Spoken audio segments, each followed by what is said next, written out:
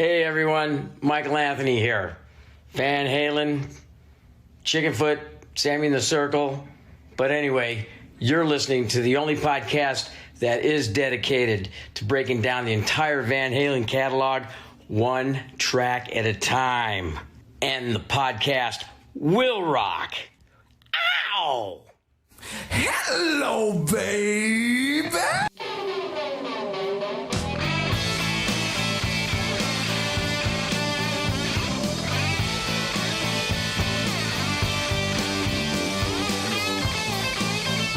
What's up, all you rockers, rockettes, and everything in between? My name is Corey from And the Podcast Will Rock, and this is part 2 of the fucking February broadcast. If you listen to part 1, you know that we did a deep dive on an extreme song from Waiting for the Punchline called Fairweather Faith that we all enjoyed a great deal. And we listened to a little snippet of Eddie Van Halen's score from the movie The Wildlife.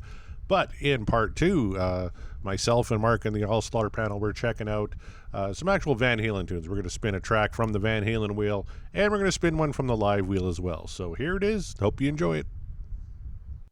Well, boys, it's 9:20. I still got whiskey.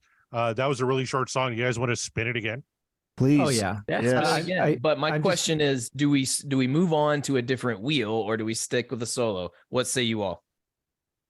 Do we want to do one real episode or one real Van Halen? One real one. An actual Van Halen song on a Van Halen podcast? Please. Go figure. Yeah. That's why they're all here, apparently. I think we should do a Judas Priest song. Touch of Evil. Let's do it. Well, I'm not. You've got another thing coming. Let's just do Come on Eileen for the next hour. Did you mean that literally? Turbo Lover, Judas Priest, right? There's a controversial topic amongst Judas Priest fans. You want to say fuck it and do that? I'm not going to say sell no. out. I'm still stuck on Kim Cattrall now. There's a statement. No kidding. All right. Weird science. Do you realize it's snowing in my room? God damn it! All right, if we're gonna do a Van My Halen grandparents are catatonic in a closet. Bill Pullman. That's a good impression. I didn't think it was a whale's dick, honey. The multi-talented Eric Senich. Sorry, right. Corey. I apologize. No, I love it. It's fucking Greatly February, apologize. my friend.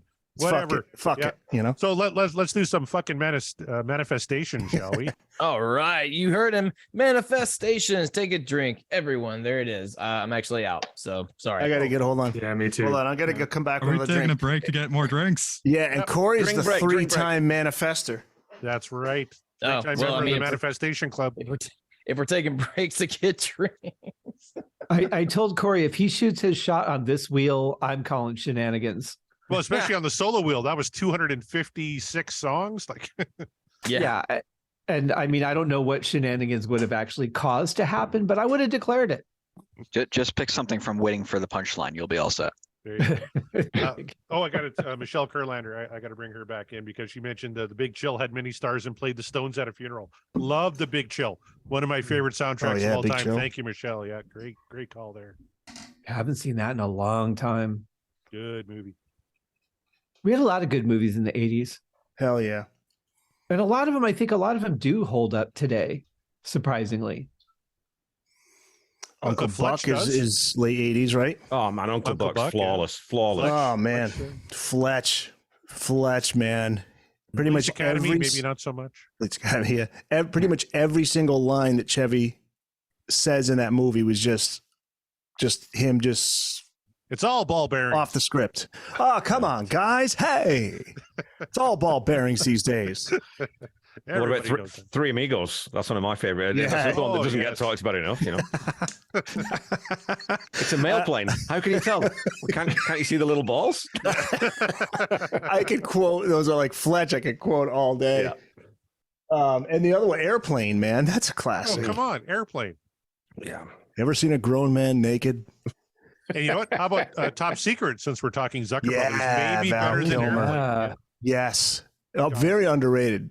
Really 100%. underrated. Was Airplane 80s or was it 79? Oh, you're right. Ooh, that's a I good. think it was 80. Yeah, you're right. Well, and Val Kilmer was in an underrated movie in the 1980. Oh, okay, was it there you go. 1980? Okay. Val Kilmer was in a movie where he's a student at a college, like with some nerds, and they're Real Genius. Genius. Real Genius was good. With that the was a good popcorn one. in the house, yeah. And, Right. And they put speakers in the house, and they did the voice of God. For God's Corey, sake, didn't we stop cover touching that? yourself. Didn't we cover that on theme music? We covered Real Genius on theme music. We did. Oh, cool. I got to listen to the it. world. Tears for Fears. Mm-hmm. Oh, okay. I got to listen. Remember Top Secret? And the dude's on the phone, and he's like, "Yes, okay, let me know if there's any change in his condition." And then he hangs up the phone. He's dead. Well, the amazing thing about Real Genius is that for a change, you had William Atherton playing the bad guy. I mean, that never happened. Oh yeah, such a Yes. That never happened. Raven Flame says to live and die in L.A. To live and die in L.A. That's a good one, right? Souvenirs, novelties, party tricks. What's the other one? Johnny Dangerously is another great one. Oh, That's yeah. right. Oh, my God. We did that one on theme music too. That's one of Johnny Mariano's favorite movies. So we did This Is the Life by Weird Al. Mm-hmm. This is Life by Weird Al. Was that from? That's from Johnny Dangerously. Johnny Dangerously. Wow, I forgot about that. I'm standing here with my dork in my hand. That guy's the fucking toilet. Yeah, Fargan Ice Hole. Yeah. I want to take down that Fargan wall. I want to take. And then what was the one where Danny DeVito? He's like, the guy's like, I have blood samples, I have hair samples, I have fingerprints. It's flimsy. It'll never work. Not in a court of law. That's a great movie, man. We can those talk are so 80s fun. movies all nighter. But you know that's because we're waiting for George to get back. So the Holy Trinity for me when I was kind of that age in that era was Young Guns, Highlander, and The Lost Boys. And I went back and watched The Lost Boys a couple months ago. Oh man, it's a tough watch now. It's a little rough, but I'll tell you something. The whole scene with Tim Capello doing "I Still Believe." I mean, come on. Man. That's just so good. It's so good. It was at that point in the movie that I lost my wife. She just was like, I'm out. The best part about that song is it's not even remotely heavy, but at one point as we're watching it, there are like 3 dudes in the front row banging their heads like they are at the heaviest show ever. And I'm like, what are y'all doing? That's the dude with the sax. Is that Yeah. just oiled up. Yeah. Oh my gosh. Yeah. Like oiled up. What's the one with Corey Feldman where he's like obsessed with Michael Jackson? So they crowbar a scene in where he's does a dance like Michael Jackson in the gymnasium. Have you listened to his solo stuff? It's all ripped off from Michael Jackson. Yeah. Dream a little dream. Yes, dream a little dream. Oh, it's just so. Oh my God, it's just so awkward to watch. Okay. Yes. There's another. Oh, Burbs. The Burbs is a great 80s I one. love the Burbs. Money Pit, another good time. Oh my God, Money Pit. Yeah, Tom Hanks ruled the 80s. Really, Yes. with those kinds of movies, right? Hell yeah! And you know what? Big, yeah. You guys want to watch a Bachelor Party is great. You guys want to watch an underrated Hanks movie, The Man with One Red Shoe. Good movie. Oh yeah. My dad took my brother and I to see it when he was on vacation years and years ago. It was in and out of the theaters. We freaking loved it. And then HBO would play it, and now you can't find it. I mean, it's like nowhere. But there was like a Daryl Hannah lookalike. He had just done Splash, which is another great one. Mm-hmm. You know what's funny is I really underrated Tom Hanks back then. I honestly thought that he was going to be bosom buddies and that was going to be his whole career. And man, did he prove me wrong. Hell yeah. That's right. Raven Flames in the chat saying, am I suddenly seeing a cat? Mark, explain yourself. Yeah, Beetlejuice decided to join the live stream. That's his name, Beetlejuice. Yep. Hello. And then we got Lydia Dietz as the other one. So nice. Nice. Yeah, all right, everybody's on the call. Here we go. We're having a good time. Fuck it, Back February. to the program. We're going to do a Van Halen song. Why not? On a Van Halen podcast. Let's do her. Please Mark, why don't you do. kick things off with the manifestation? Since you're not even ever really close. No, never. Maybe change your strategy. Go against your gut and just pick maybe the song you want to hear the least. That's the one that's going to be spun. You still want Ain't Talking About Love, right? You're still waiting for that. No, you know what? Like, I don't even want to hear Ain't Talking About Love. Like, I don't even want to hear it. Like, Giving up psychology. on it. It's done. It's over. It's done. So I hope whatever the wheel gives us, that it's totally not Ain't Talking About Love. So instead, I'm gonna go for Pleasure Dome. Yes, because we have Wow. we need some of the Fuck album for tonight's Fuck It February. It's only right. That's a good call. It's only right. I suggest we all manifest something from that album, but that's just my personal opinion. Like Right, Spanked? Pleasure Dome. Yeah. Spanked. Yes, let's do it. I'm ready. I'm going to manifest Spanked. Why not? Oh, Let's do it. Yep. There you go. Seconded. All in favor? All right, Kevin. Is that what you want? You want spanked? Absolutely. And when that song comes up, I hope I'm on. If it's alive or if I can guess again, because I have things to say about that song. I think it gets I think it gets crushed a little bit unfairly here and there. So I can't even speak badly of you because you're going to get me my vinyl copy of Live Right Here, Right Now. Exactly. Yeah, Kevin. We heard, man. Good Hopefully, night. I mean, as long as they bring him in, right? Record Stay Day is a bit of a choose your crapshoot, words so. to Kevin very carefully. Yeah, I love Kevin. Very The Tom Petty cool. Project is my favorite podcast of all time. Eric, how about you? I'm gonna go with Light Up the Sky. All right, Light Up the Sky, Yeah. Scott Everett. We've been talking movies, so I'm going to go with Humans Being. Oh, please. Yeah. Oh, I know, and I've been trying that one for a while. Yeah. We've been Corey and I have been. That is a long time manifestation. Yeah, so I definitely totally don't want the wheel to spin it. Scott Haskin, how about you? You know, I've been hearing about this song for a long time since I started listening to the show, and it just hasn't shown up yet. So I'm going to go off the Fuck album for Pound Cake. Yes. Oh, we haven't. Wow. No, we haven't done Pound Cake yet. Shit. So, as if I have to ask, but I'm going to ask Ryan Powell, what say you? Oh, I'm sticking with the Fuck album, but I'm going to go with The Dream Is Over. Okay. That's not the one I thought you were going to say. How about that? Yeah, no, I'm going to go with The Dream Is Over. It'd be a fun one to talk about. Come on, man, wake up. Scott Monroe, how about yourself? Yeah, sticking with the Fuck album. Let's go with the closer, Top of the World. Top of the world. Top of the world. There you are. And who am I? George, have you said? Yeah, well, thank you, Scott Monroe, because I would also like Top of the World. Yeah, I want the Fuck album, and I want a really good one. And I think that qualifies. Yeah, I think it would qualify. Or I don't know. We'll see. We'll see what the wheel wants to give us. But we're all unanimously voting for except for Humans Being. You just the one X factor there. But that's a lot of manifestation. Hey, Eric went Light Up the Sky, right? I did go Light Up the Sky. Yeah, that's right. That's right. Eric screwed it up too. So I'm almost thinking I should just switch up and go with a Foreign Lawful track. It doesn't matter. It doesn't matter. The wheel's going to fuck us anyway. So It's gonna probably, but if we just, I don't know, if we concentrate That's hard the direction enough. of the bucket, Fred. I'm sticking with Light Up the Sky because we got no Dave love so far. Not one Dave solo song. Yeah, that's true. Yeah. Now it comes down to whose powers are greater in the term of in terms of shooting your shot, because Eric's done it, Corey has done it several times now. 3 times. Let's see if whose power is truly greater in this manifestation. All right, let me just check in with Sammy. He's warming up the voice. Here we go. Here we go.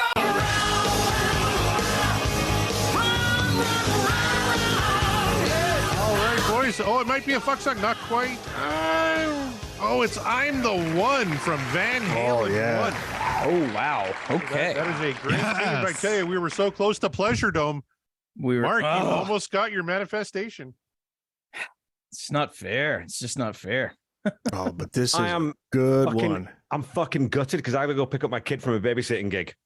Oh, this gonna is, listen to drive? Yeah.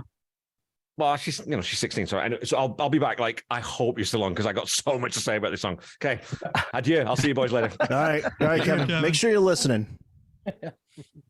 Get back She's soon. 16. She safely can there, drive Kev. herself, for crying out loud. Yeah, I know. It's just like, just give her the keys. Yeah. Well, all right. We lost Kevin, but maybe we'll see him again in the not too distant future. So I'm the One. I mean, I don't even think we need to just discuss it beforehand, dude. We should just like bust into this thing. The Boogie Rock, Van Halen. Oh my gosh.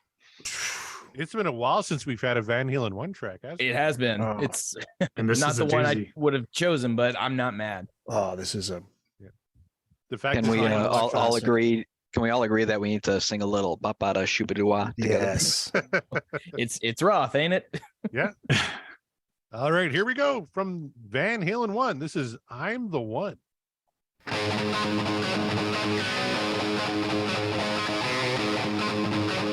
Oh man, this just salvaged my night. I gotta say. Man.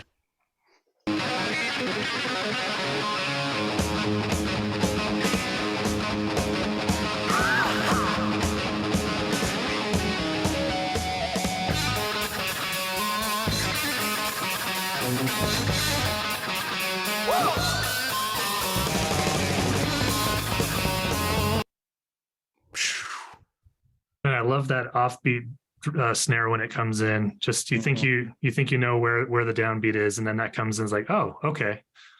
Just oh man, tells you that this is going to be swinging the whole time. That riff is amazing. It's an earworm. It gets in your head quick. The doodly doo doo doo doo. You can sing that. Yeah, this is a great, if you've done maybe a ballad or a slower song and you need to get your crowd back on their feet, this would be a perfect one to play live. It's like 200 beats per minute. Yeah. Oh yeah. Mm-hmm. They brought it back in the 07 tour. I gotta say, he suggested all Carnal Knowledge tunes. So you can't please everybody, but Jesus, I'm the one. David Lee Smith, he's happy. Raven Flav says fucking awesome. This was called Show Your Love back in the club days, was it not, Eric? Yes, it was. It was one of the early Club Days songs. And this is the Eddie influenced by Cactus, the boogie rock Parchment's Farm, that's one of the songs that it influenced that boogie rock. They loved it, man. That comes kind of from the roots with their dad, and it's got swing, And this, obviously, Hot for Teacher. What are the other ones, guys? I'm thinking of Center Swing. I mean, it's just and that barbershop quartet type deal, man. It's like out of nowhere, and it just works. It just works. And I'll get to a little bit more later, but yeah, this is fucking killer. And they did bring this back in the 07 tour with Dave. The opening concert song that ruined Blue Oyster Cult. There you go. And Tom didn't say I wasn't happy. There you go. So even though it's not a For Unlawful song, he's happy that we spun I'm the One here tonight. We got to give it up to Dave's vocals too. Oh God, absolutely. Come on.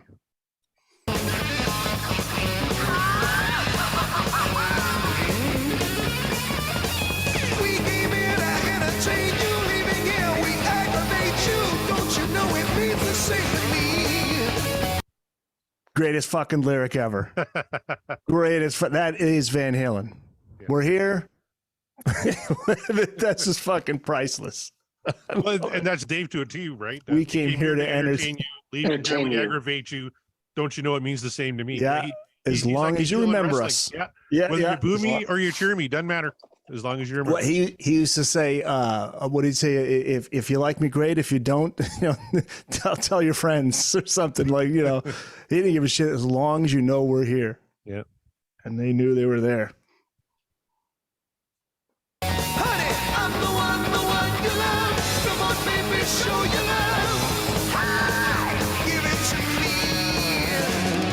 I see a glow that fills this room. I see it rolling out of you. Hear your message from above. I'm telling you. Come on and show your love. Here comes. Does anyone know the movie connection with this song? Wow. But there's a twist to it. So this song was featured in the Airheads movie soundtrack. If anyone saw Airheads, however, it is not Van Halen's version. Huh? Who does it? That I couldn't tell you at this very moment, but it wasn't Van Halen. We gotta look it up. Yeah. Say one thing before we start. I think this song, more than any other, just has so many little opportunities for Eddie to fill at the end of these phrases. I think we're going to go right into one, and there's probably like 10 different little just fill solos that are just killer, and everyone's different. Everyone is it's just perfect. Dude, Four Non-Blondes. Four Non-Blondes. Of all bands. Four Non-Blondes. But it doesn't sound terrible. Sorry, I hit the space bar by accident. Doesn't sound terrible. It's all good, but their version of it does not sound terrible. Yeah. But I mean, of all the bands you would have guessed, would you have guessed Four Non-Blondes? No. Show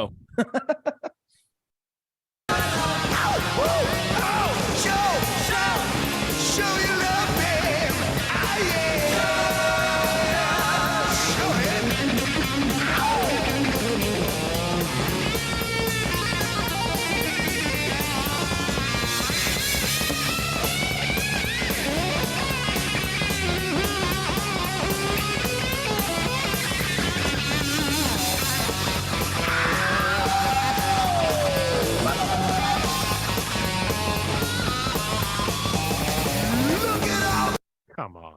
I mean, no. And on top of everything else, that key change just to get back into it is perfect. All right. I'm assuming nobody's gonna cheat at this. Let's play. How many times did Van Halen play "I'm the One" live? Remember, this is Price is Right rules. We talking including club days? No. Well, according to setlist.fm. So they wouldn't count club days. They wouldn't count Probably club not. days. No. Yeah. Okay. You want to go first, Eric? I usually throw to Mark first because he's. I'll go first.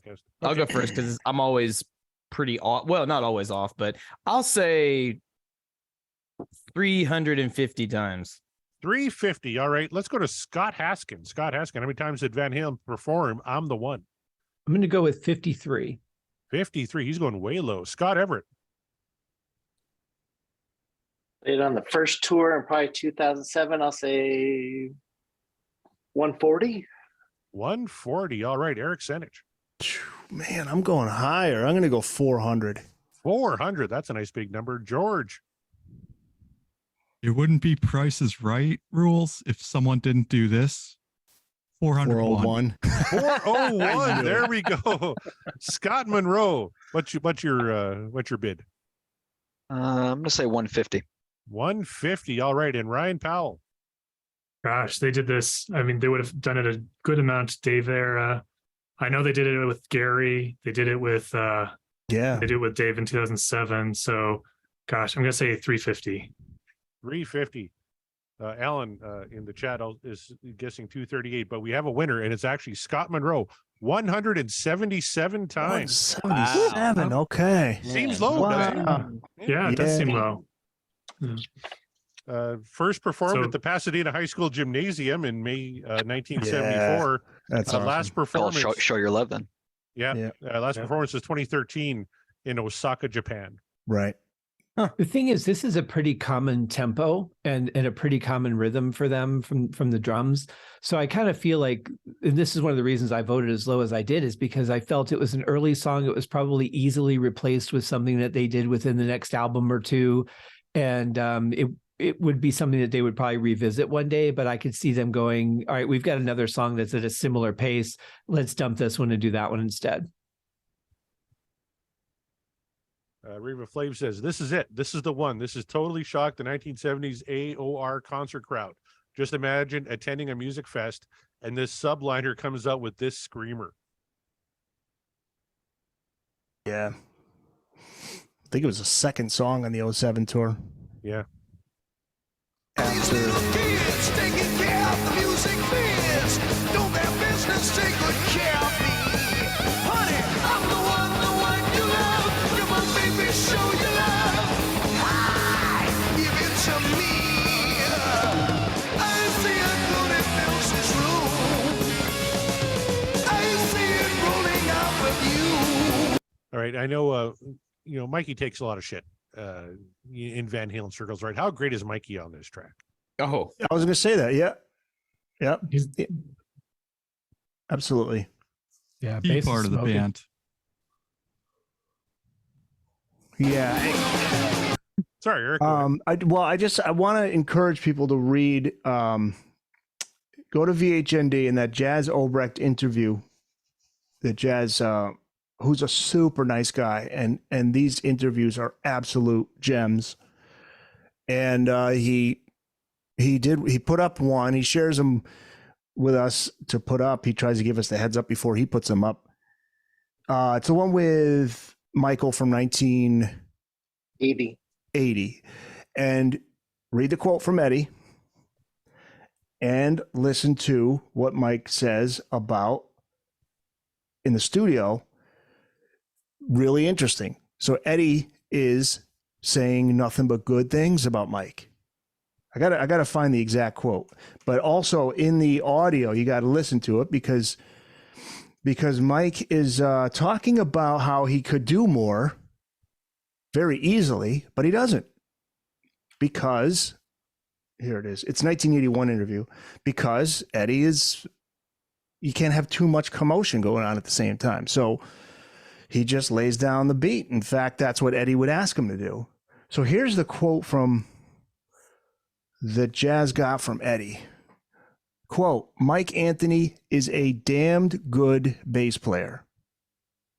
End quote. There you go. So anybody who thinks that Ed, he talks shit about Mike, I think a lot of it is just whatever the personal reasons were. I think that happened a lot. When Ed got pissed off at some of the guys in the band, then it was like, they weren't that good, Like he did that with Dave too, but he appreciated Dave's talents too, especially songwriting. But yeah, he adds, when my brother Al and Mike are playing, it's an open world for me. I can do whatever I want. They're right there backing me up, feeding me. So there you go. That's awesome because, I think, correct me if I'm wrong, Eric, but Eddie, I think, was pretty hurt when Sammy kind of broke away from Van Halen and Mike kind of went with him. Yes. Performed with the Wobos and stuff, right? And he was really kind of hurt by that. It was a no-win, and it was a tough spot for Mike to be in too, because he was waiting and waiting and waiting and waiting and waiting. But from Ed's perspective, dude, I got cancer, Yeah. It's so you could look at it both ways, but Mike was, clock's ticking, he's in his 50s. He's reached, he's getting older. Years are going. He's just like, guys, what the fuck are we doing? And I'm sure there were times when Ed was well enough to maybe where they could go out. And he knew very well how much, the fallout that they had with Sammy over all the, whatever the bullshit was, and he chose Sammy. And that was like, I wonder what Mike, thinks about that. Does he, I don't want to say he regrets it. I mean, but it was the decision. I'm sure Mike must have just had those nights where he's like, okay, I'm going to do this. He had to have known, like, once he went with Sammy, that's it. Done. But at the same time, if you got enough money on the line, you want to get the, the original lineup back, money could have maybe, gotten things going, but Ed wanted to have Mike back at the end. Eddie did tell, I think it was Nuno. I think he went to Nuno's house. He said, "We're getting the original four back together for one more ride." Even in those texts that came out in Rolling Stone, he said for the kitchen sink tour, we'll get Sammy, we'll get Dave, we'll get Mikey, which would have been a no-brainer. So fucking awesome to see, Ed and Mike, hugging and. And that's the thing that sucks too, is that Mike never had that chance to get the closure. Because, those guys went through thick and thin together, man. They played the shitty bars. They played that, the high schools, like you said. They went through all that shit together, those four guys, but hey, bands that are together that long, stuff like that's going to happen. But I still was shocked that Sammy had a falling out with those guys. They were like best friends. Ed and Sam are neighbors, and still, like Sammy said, he reached out to Al a few times and got nothing back. Nothing. However, now with these remasters of the Sammy era, what does that mean? And it's cool to see Don Landy's name, back, in not necessarily the headlines, but in the articles, he's in there. It's like, oh wow, Don Landy, shit, where's he been? He's a very low key, modest dude. He doesn't want the attention. Templeman's like that too, which speaks highly for Greg Renoff, because he trusted Greg enough to do that book with him. Otherwise, he's not looking to be like, look at me, look what I did. Yeah. Hey Eric, what happens if Mike reaches out to Ed before he goes on stage with Sam? Do you think that ever occurred and Ed said no, or he just did it without Ed even knowing? Wait a minute. So you mean like, are you talking about when he goes out on the tour with Sammy and Dave, and he goes out with Sammy? Oh. What happens if he tells Ed before he goes out there that he's going to do it? I don't think he did. And Eddie seems to be all about loyalty, but yes. I'm wondering if that ever occurred and what Ed's reaction would have been. There's been no indication one way or the other. I don't think he did. I think they hadn't talked to Mike in years, and Mike was just like, okay. And I think that's what pissed Ed off. I think if he calls or whatever, then maybe there's a different outcome. I don't know. Right. Van Halen's always terrible at communication, so there we go. Yeah, they are. In fact, Sammy, when he rejoined in 04, it was just the most dysfunctional approach. He said, we're just going to pretend it never happened. I'm like, I don't think that's a good idea. Like, in other words, let's not hash it out. Let's not say, hey, Yep. I was wrong, you were wrong. It was none of that shit. None of that shit. Yep. But how did it feel for Mike when he had to have known that Dad wanted him out? Well, obviously, if you read Noah Monk's book, I mean, they're literally just like, at the fucking dinner table, just like, what's up with him? How come he's getting a fourth of the money? What's up with that? Royalties. And Mike's just like, and then Roth just slams the fucking plate. We went, Corey, that was when you and Mark were on, right? We talked about that story. And Dave slams the fucking plate down and just looks at him. And Mike just goes like this, just gets up slowly, walks, doesn't say a thing. Yeah, it's crazy. Crazy. You're on the road. Well, the guys are musicians here. No, you're on the road. You're in the studio all the time. Man, you get tired of the personalities and just shit goes bad after a while. Tom says the brothers didn't even want Mike on the 04 tour. Is that right, Derek? No, they didn't. And then he had to let go of his was his publishing. He had to. Yeah, he was just a hired gun on that tour, right? He had to give all rights to everything. Yeah. And then Sammy was like, "I'm not doing it without him." Yeah. Mm-hmm. Man, that was sad because Ed was just a mess. I remember seeing that tour and we couldn't recognize some of the songs he was playing. Jeez. Yeah. Wow. Well, I had a friend who saw them on a meet and greet in Saskatoon and said, meeting Eddie Van Halen was his dream, right? He got to meet Eddie Van Halen. He was a radio disc jockey at the time, and Eddie was so fucking wasted. This is before the show. Yeah. He couldn't stand, and he's like, "Hurry up and take the picture. I got to take a leak." And like he just wasn't smoking with it. loon. Yeah, and so Al's like, "I'm really sorry for my brother. How can we make it good for you?" And all that kind of stuff. Al was always kind of apologetic for Eddie when he was at his worst. And that wasn't who Ed was, man. Yeah. We've talked about this, drugs and alcohol, what it can do. Yeah. Because Ed was this just moment like in the Van nicest. Halen history, Eric, back in Van Halen one time, that's prime Eddie, right? Things were good. Oh yes. Oh, they were all just, all for one for all, man. They were ready to kick some ass. I'm trying to spin it back to the song we're I'm sorry. That we have a minute. How I go. Left on. Nice segue. Yeah. All right. Let's go back to "I'm the One."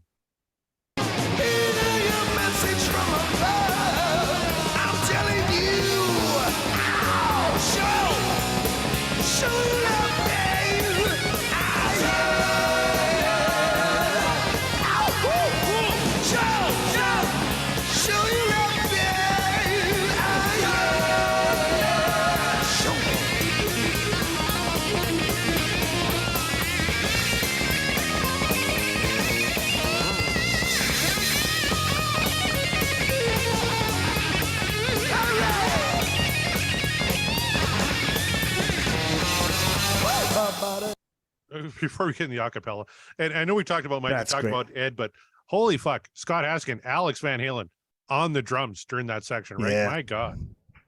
Yeah, this is a great song for a drummer. I mean, shuffle's always fun. I like when drummers play it on the kicks like this because you could do it. You could do this on a single kick drum, and you could probably get through a song at this tempo without your foot being too tired.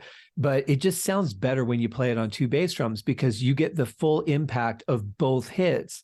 Whereas if you do it on one, you're really getting it with the first one, and the second one really is more of a secondary hit because you can't hit them both with the same power. So I really like that, like Alex's style on this. And he only got better. Mm-hmm. Ain't that the truth? Rave of Flame says all four band members are totally on point on this tune, and that scream and lead. Yeah, absolutely. Cannot agree more. And this song is so great live, especially when the Daver, because at this point, when they stop and live, they don't go right into the bop bop. This is when Dave does the and everybody's going fucking nuts. Yeah. For the people listening to this show, you're not going to know what Eric did, but for the people watching, it's a great impersonation of. I don't have. Can we put up a picture of Dave doing that? I'm sure we have it on Google I somewhere. want to put up a picture of Eric doing that. That was awesome. Yeah. Or he's gonna Photoshop your face on Dave's body. That's right. All right. Before we get to the acapella section here, anybody else want to chime in on the brilliance of Eddie Van Halen during that section? Oh man, the way he wails on the higher end, because the first time through with the solo, he stays lower and kind of just does that, and just the way he develops it this time around, where he gets the higher notes and just starts wailing, it's just amazing. Unreal. Yeah, he's on fire on this for sure. And it's such a clean tone too. Oh my gosh. That's another good song, Scott. On Fire. Yeah, that's the tone, right? Van Halen 1. That's Yeah. like, the pinnacle. That was episode 2 for us, Mark. Remember, we did Running with the Devil first, and then On Fire. It was the first one the wheel ever spun. That's right. So long ago. Gave us a nice bone for the first time, and then would later just take it away. Well, you guys had a run of 5 David Lee Roth songs right off the bat, or Yeah. what was it, 3 and then 1 Sammy? No, it was 5 right off was the No, bat. it was five, fun. I think. Yeah, Yeah. for a while there, it was like, are we ever going to spin a Sammy? Mhm. We got to Like Gary they before we got to say. Sammy. Like they say, the wheel giveth and the wheel taketh away. That's The exactly wheel what has been happened. very It does. kind lately, except for maybe, tonight's been pretty good, I think. And we got I'm the One here. Let's finish this sucker off Yeah, here. We got finish it up. 55 seconds left. Shoo-be-doo-wah, ba-ba-da, shoo-be-doo-wah, ba-dum-bum, ba-ba-da, shoo-be-doo-wah, ba-bum, ba-ba-da, shoo-be-doo-be-doo-be-doo-wah, ba-ba-da, shoo-be-doo-wah, ba-bum, ba-ba-da, shoo-be-doo-be-doo-be-doo-wah, ba-ba-da, shoo-be-doo-wah, ba-bum, ba-ba-da, shoo-be-doo-wah.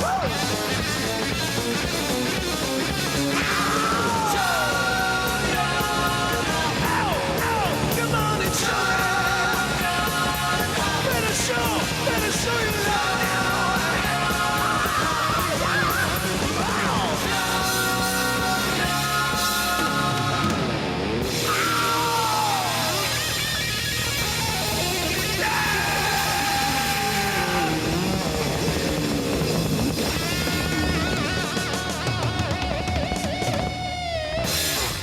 All right. If you vote this one down, I may kick you off the call. That's I'm the One from Van Halen 1, the debut album. Oh my God. Right into it. Bombastic end. The Should we concert ending. even have the voter just like, should we all just can we all come to the agreement, unless you just really disliked it? What say you, everyone? Oh.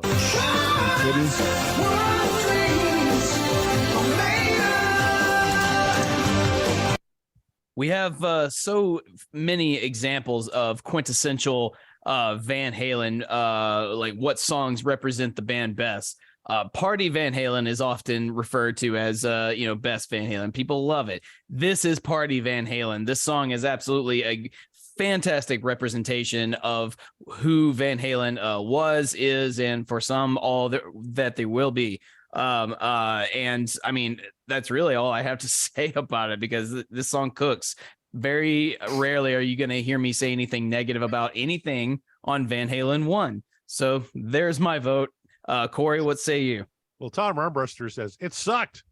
And then he put a just kidding at the end. So, all right, we'll forgive you. Come on. It's the perfect Van Halen song. It's fucking wonderful. That's all I'm going to say. Ryan Powell, let's go to you. So I have to say, my first Van Halen concert was actually with Gary in '98. That was the first one I was able to see, which is great because Gary's doing all the back catalog. He doesn't have any hangups doing any of it. And he did a great job with it. And they played this, and the crowd went apeshit because it's the first time people are hearing this since since I don't know which tour they did it last on, but maybe the first one, I don't know. So they went apeshit, and my friend had never seen Van Halen before, and they got to the acapella section, and the entire audience was singing along in harmony, like, changing pitches with it. And she's like, is this a horror movie? Like all of a sudden, like everybody's like synchronized, but it was amazing. That was probably my favorite memory from that tour. It was amazing. So yeah, that's obviously What Dreams Are Made Of. There you go. Scott Monroe, how about you?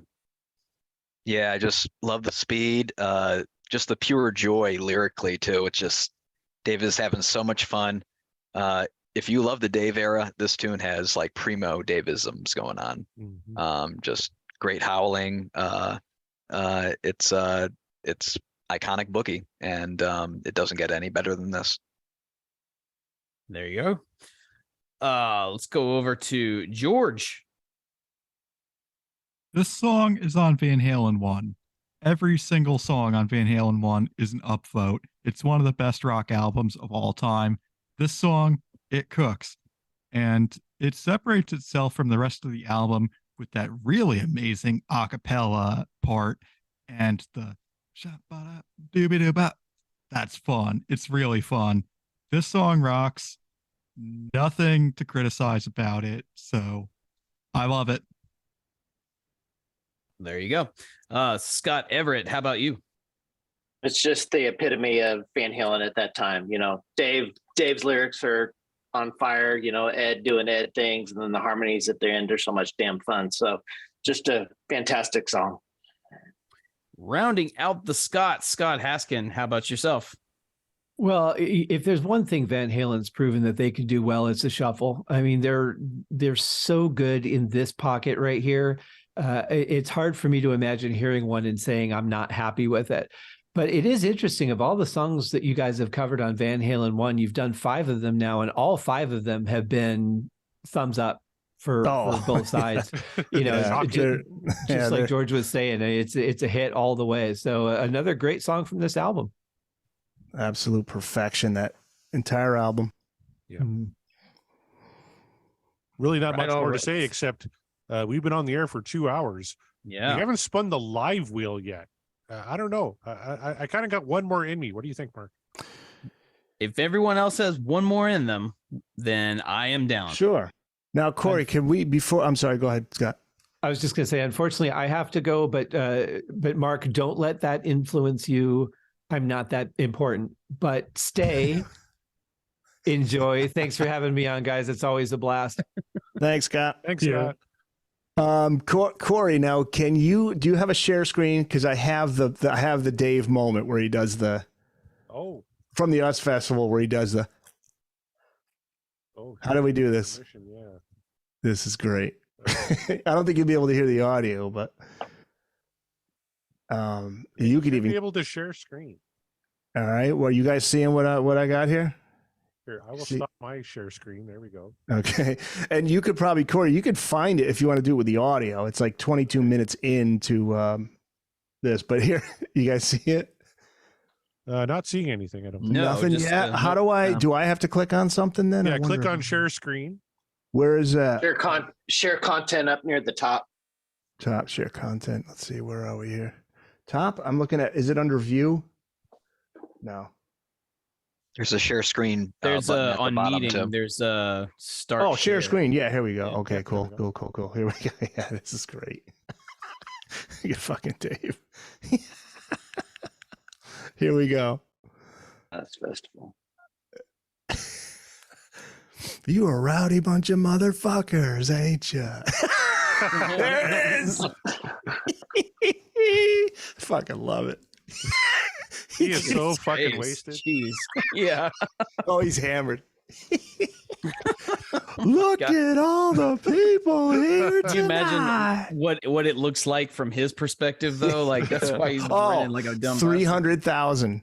Just like, it's like everything. Can you hear the audio? No, I don't think you. No. You share audio. That sucks. It makes it He's funny, still right? hamming it up. Look at him hamming it up.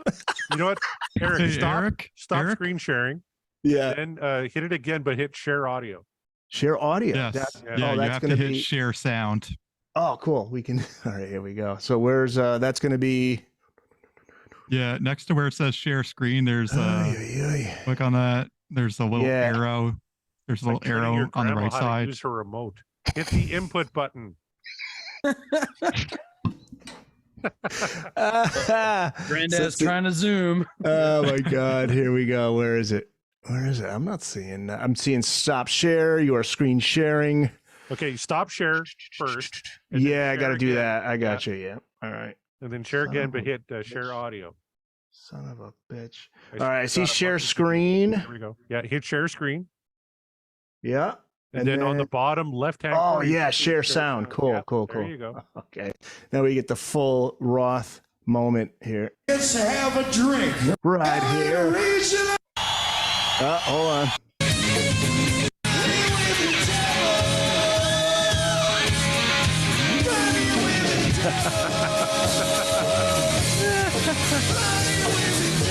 Look at the outfit on Dave.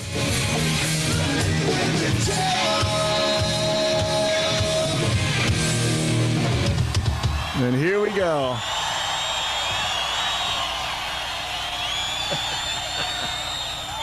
I've seen this a million times. Hello,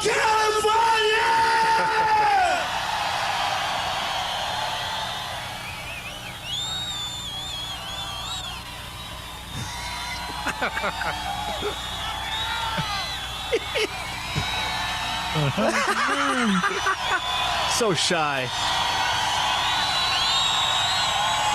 And he is lit. Oh, he's hammered. Oh my god.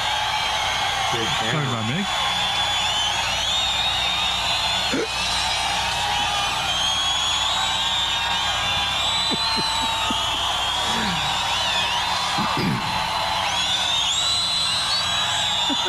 There it is.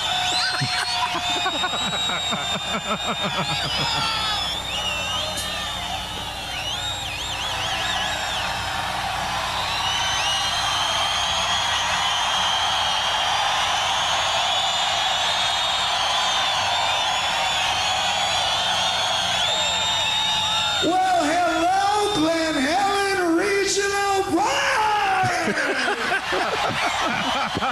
Look at all the people here tonight. Look at all the people. Oh man, I got to make an announcement right here. Can you hear me out there? Fucking hammered. Hey man, don't be squirting water at me. I'm gonna fuck your girlfriend, pal. On our early episodes, that was I our just want to download. say Don't squirt water in me. that as of right now, this time tonight, more people have been arrested today than the entire weekend last year, man. You a rowdy bunch of motherfuckers. I once caught a fish this big. Look at that fucker. I got Chinese leftovers waiting back in the hotel room. He's not done yet. Oh my God, how long does this go? The rest of the guys have been like, yeah, that's great. All right, then. Just like, Let's go. okay. Next song. The biggest ego in rock history. Oh, bar none. And that's saying something. And I love it. Wouldn't want it any other way. Biggest ego in rock over Axl Rose. Oh, man. Gene Simmons? I mean, that's a good point. Yeah. Who likes rock and roll? Yeah! Oh, not me. I don't know though. Dave Play a has a pretty polka. good case. Play the beer This is barrel the polka. time of the evening when the band gets to have a drink right here. Thank God they haven't had a drink in a while. Right here, I say. I think we can wind it down there. All right. Right here, I say. The way he's talking, it gives me shades of tell us how you do. Yeah. Kevin is back. Oh, that's classic. Oh, man. There he is. Kevin, what's your vote on I'm the Yeah, One? wow, Tevin's back. Hi. Yeah, not to do it. Yeah, I'm so literally, it's just karma, right? Oh, Sometimes, like, I'm the one is what I was going to say about it. I think that it's probably the single best guitar performance in rock history. And I'll go so far as to say that because it's unbelievable. When you listen to the isolated track, it's ridiculous. It's absolutely ridiculous. No one should be able to play that straight through in one take, which I'm pretty sure it is. I don't think that's stitched together from multiple takes. It's bananas how good that is. So that's, and I was like, are you kidding me? This one is the one you spin when I got to go. This is the one you're like, God damn it. Anyway. Yeah. Yep. Okay, your daughter is 16, though. Why isn't she driving herself? She doesn't have a license yet. She hasn't taken a test yet. So, My God. Oh boy. you know, So a failure the- of parenting. The part you missed was a very drunk David Lee Roth at the US Festival. Yeah. Okay, right. US Festival is legendary, man. Oh. Judas Priest played an amazing set at the US Festival as well. Oh, They did. I watched that show a lot.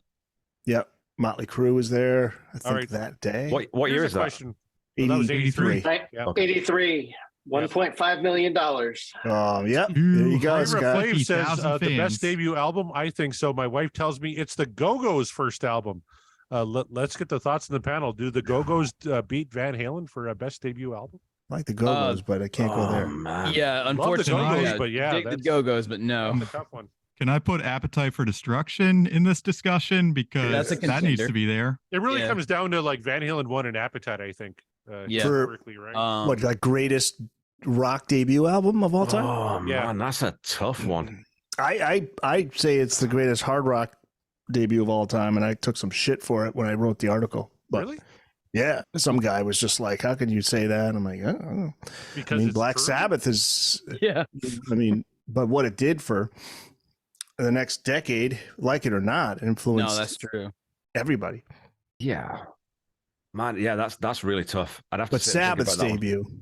debut is That's pretty good. I don't know if it's Van Halen 1 is though. up there. Appetite, yeah. obviously. Alan says Boston.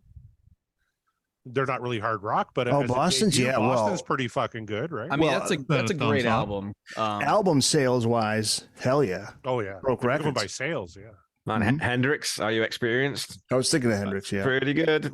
Yeah. Yeah. I don't know. Yeah. That's a really tough. Led Zeppelin 1. That's another One's show great. idea, possibly. Hey, there you go. you know that very first Oingo Boingo record was pretty good. Absolutely classic. Raven Flav says the Cars. Cars, Yeah, that's a that's great like a debut. GNR. That's a good one. That's like a greatest hits. When if you're coming off hard rock, Yeah. like Cyndi Lauper's debut album, She's So Unusual is That was hot huge. perfection. Yeah. Top to bottom is fantastic. Yep. Bad Company. That's a good one. Now, I wouldn't, the two podcasts that I do, I would not put Queen 1 or Tom Petty and the Heartbreakers debut in that Right, argument right, right. at all. Yeah, Right. yeah, they would fall just short. I think you mentioned this week, Kevin. Queen 1's kind of a weird one. Such an unusual album, yeah. It's an Yeah. eclectic mix of sort of, well, we've got all these odds and ends, and we don't really know how to put them together. So, but we'll get in the studio between midnight and 6 o'clock in the morning, and we'll record them all and we'll see what happens, right? And so it feels like that. It really kind of, Yeah. incomplete. Love the album, but it's probably not the best Queen album. No. A majority of bands, they take a little bit to find themselves and make their best work. Yeah. So really amazing debut albums, they're hard to come by. Yeah. They're almost impossible these days, especially. That's Kill 'Em just so All. Any Metallica crazy. fans on the call? Yeah, Kill 'Em All. Yeah. That's That's the good only I Metallica. love That's Kill 'Em All, it's the but only it's not the Metallica album I best. like. Really? Wow. Yeah. Okay. I But don't that's like just Metallica. so crazy. That's why that's Van Halen 1 is just mind blowing. It's like, Yeah. wait a minute, you guys have never recorded before? This is the first time? But that's, playing in the clubs. Yeah. What some of those back. Paid their dues for sure. Here's one for you, early boys. days, Alan like says, 3 out of gigs. hard rock, Bare Naked Ladies debut is excellent. Anyway, gang, let's move on. All right. Oh, here's one. Rage Against the Machine debut album. Oh, now we're talking. There we go. Yeah. That's That's a good one. Yeah. I'm going to give Alan some. I'm Canadian. I like Brian Wilson. I like Yoko. Yeah, Ono. man. Absolutely. Yeah. If I had $1 million, sure, why not? The Doors debut is not hard rock, but the Doors debut is pretty fucking awesome. Really? All right. Moving on. Anyway, gang. All right. So while you were gone, Kevin, we talked about I'm the One. Obviously, we all voted it down. We all hated that song. I'm Yeah. just kidding. We loved it. But we thought, we haven't, I spent all the time to make a live wheel. Why don't we just spin one more time and talk about a live track? You guys down for that? I mean, Yeah, hell yeah.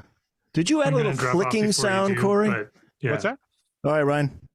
Oh, Take sorry. care. Yeah, I'll drop off before you guys do it. But yeah, have fun with the live one. I'm looking forward to it. All right. Nice Thanks, hanging out, Ryan. dude. Thanks Nice for joining meeting you, us. Ryan. Yeah, Dude, thanks for having me. Ryan, pal. Yeah. Yeah, Corey, it sounded like you add a nice little effect. The latest episode, like a little clicking sound, like the wheel is clicking. Maybe That's it's always been there, has it not? Oh, it's always been there. I Yeah. think so. It's always Anyway, gang, let's. You should fucking pay attention. All right. Eric said That's it, the old- everyone. That's the old Don Rickles. Anyway, gang. All right. This is the live wheel. We got 250 songs on this motherfucker. Nice. How This many? is different performances. Well, live now- 256, I think. Yeah. We talking like official live releases, bootlegs. Nope. What is We're this? talking bootlegs. I tried to grab. I kind of went. I put a post on Twitter. I said, "What are the best Van Halen performances?" And I said, "Live Without a Net and Us Festival were guaranteed." And a lot of people gave me shit for Us Festival because Dave was drunk. Yeah, I know, but it's very noteworthy. The Us Festival, right? And there's some good shit on Us Festival. Yeah, so I suggest getting drunk with that. Exactly. Festival. Yeah, and I'm very close to getting there many times to it. Yeah. So we got the 2 official live albums, live right here, right now, and Tokyo Dome. Plus, Tokyo I tried Dome. I grabbed different eras. I got one from the Fair Warning tour. I got one from '78, and I got one from '84 for Dave. Sammy, we got OU812. We got a Balance show on there, and we got a couple of Garys as well. So that is what is on the live wheel here. So if you boys are ready, we'll split this fucker. We'll see what we get. Yeah. All right, here we go. Here we go.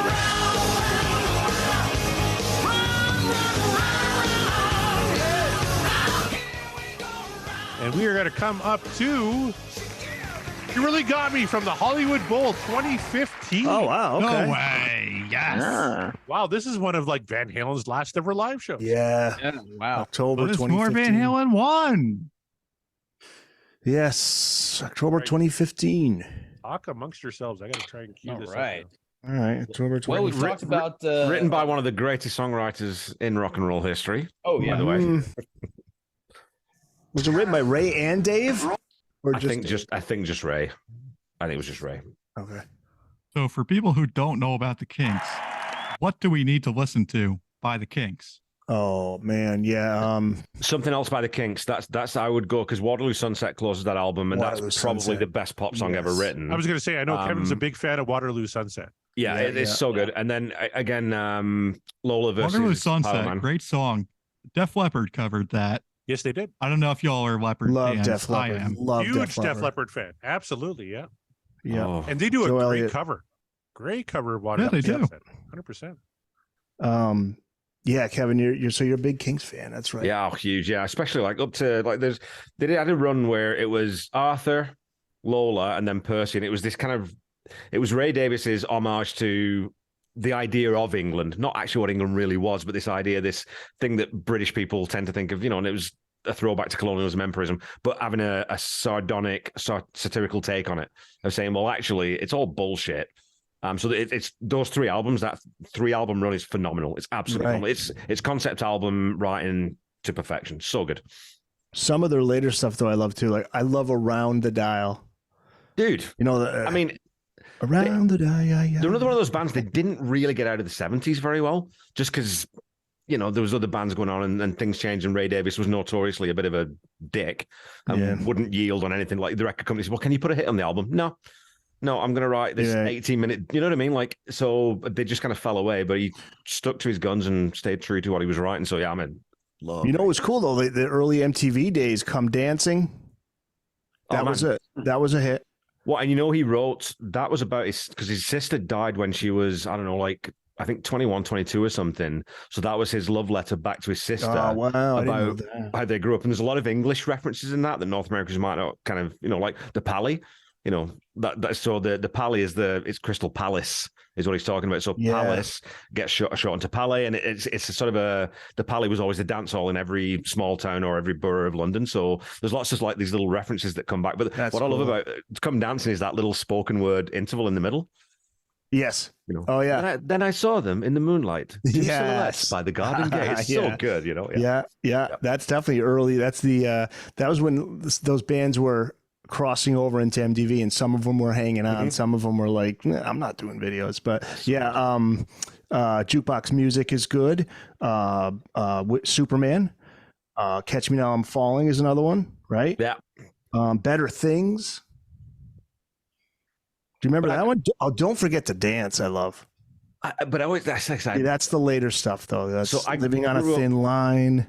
I grew up with my parents' music, and it was all the Kinks, Sabbath, Deep Purple, the Kinks, the Queen, the Beatles. Like it was all that kind of era, the 60s to the 76, 78, 77, 78 was when I was a young kid with these massive headphones on, sitting in front of my dad's record player and just absorbing all this, it's all sinking in. So rock and roll it's that thing of when you hear You Really Got Me, it's like, fuck, this isn't my granddad's music. This is for me. Yeah. This is immediate, it's urgent, and it just grabs me by the balls, and I love it, And so, like I said on the Twitter thing, Van Halen, I don't love Van Halen's covers usually, but when they cover the Kinks, they get it. You can tell that they're fans. They love the Kinks, and they do them properly. You know what I mean? They honor the song. So yeah, they played like they got that K-Tel Kinks best of or something, like 30 of their songs. 30 songs, yeah. Days. And didn't they learn all of them or something? Or they learned like 20 of them or something? Yeah. Yeah, I mean that's why they were able to, wherever all the good times go on, they just pull out, that one. But and then You Really Got Me did so well that Dave Davies was talking about how after a show in the late 70s, somebody comes up to him and says, "You guys did a great cover of Van Halen's You Really Got Me." Wrong thing to say to Dave Davies. Right. He's like, okay, thanks. Yeah, he wasn't a fan of of what Eddie did with it. They were prickly characters, right? Yeah. Oasis can only dream of being the Davis brothers in terms of contentiousness. And I mean, they just didn't like each other. Yeah, but they're talking again now, right? They've got some stuff for their 50th, right? Yeah, man, they better. Yeah, I mean, it's time's running out, man. Yeah. All right, what do you say we listen to a little bit of You Really Got Me from Van Halen's last ever show from the Hollywood Bowl? Okay, it's definitely the last ever, because I was trying to recall the ones on YouTube are like the last. They played 2 shows there. Oh, really? Right. This is the last show they ever played live? Was it October 15? Oh, wow. Or what was the 4th, date? 2015. I'm sorry, yeah, October 4, 2015. Yep. Okay. It's billed as the last ever show by Van Halen. So. Yeah. Wow. All right, let's check it out.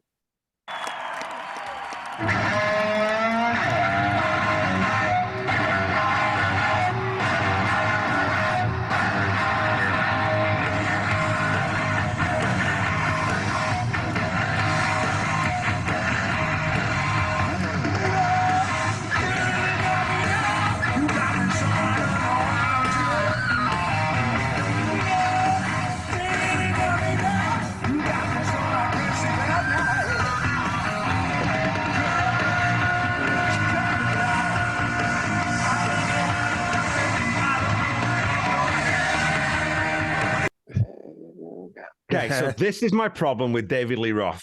Sometimes it's just that's awful. I mean, it's amazing to me. I get it. There's a difference between us listening to this now in isolation as a piece of music and being in the room. That's because performatively you can get it across. It always sounds different. But good God, I mean, it doesn't even hit the first fucking line. Doesn't get the first line right. Yeah, so straight away, you're like, uh-oh. He's singing higher up. And there are worse moments. I mean, that's why when I'm listening to this, I'm like, I mean, it's cool, But yeah, he always added that. Don't know where I'm going. I don't know what I'm doing. Like he always added that. He's just doing different stuff. He sang it differently than the original. Which is, and again, that's fine. But like Kevin pointed out, he's singing higher than he did on the album. Like he is that whole era. And the question is why? Yeah, why? Yeah, the question is why even push your vocals? Even just chill, man. Do it like it really, originally. That's me over here going like, but why though? Right. Yeah. Why did you choose to take it into that direction? Because he's almost not even singing in like the right key. I mean, he is, but it almost feels like he's not. So I don't know. Yeah. On the 07 tour, everybody thought he sounded great, and then 2012 tour, he really started going into the Your Filthy Little Mouth era type of thing. And Scott, you may, Scott, are you familiar with the Your Filthy Little Mouth era like what Dave was saying? Whoa, what's he doing?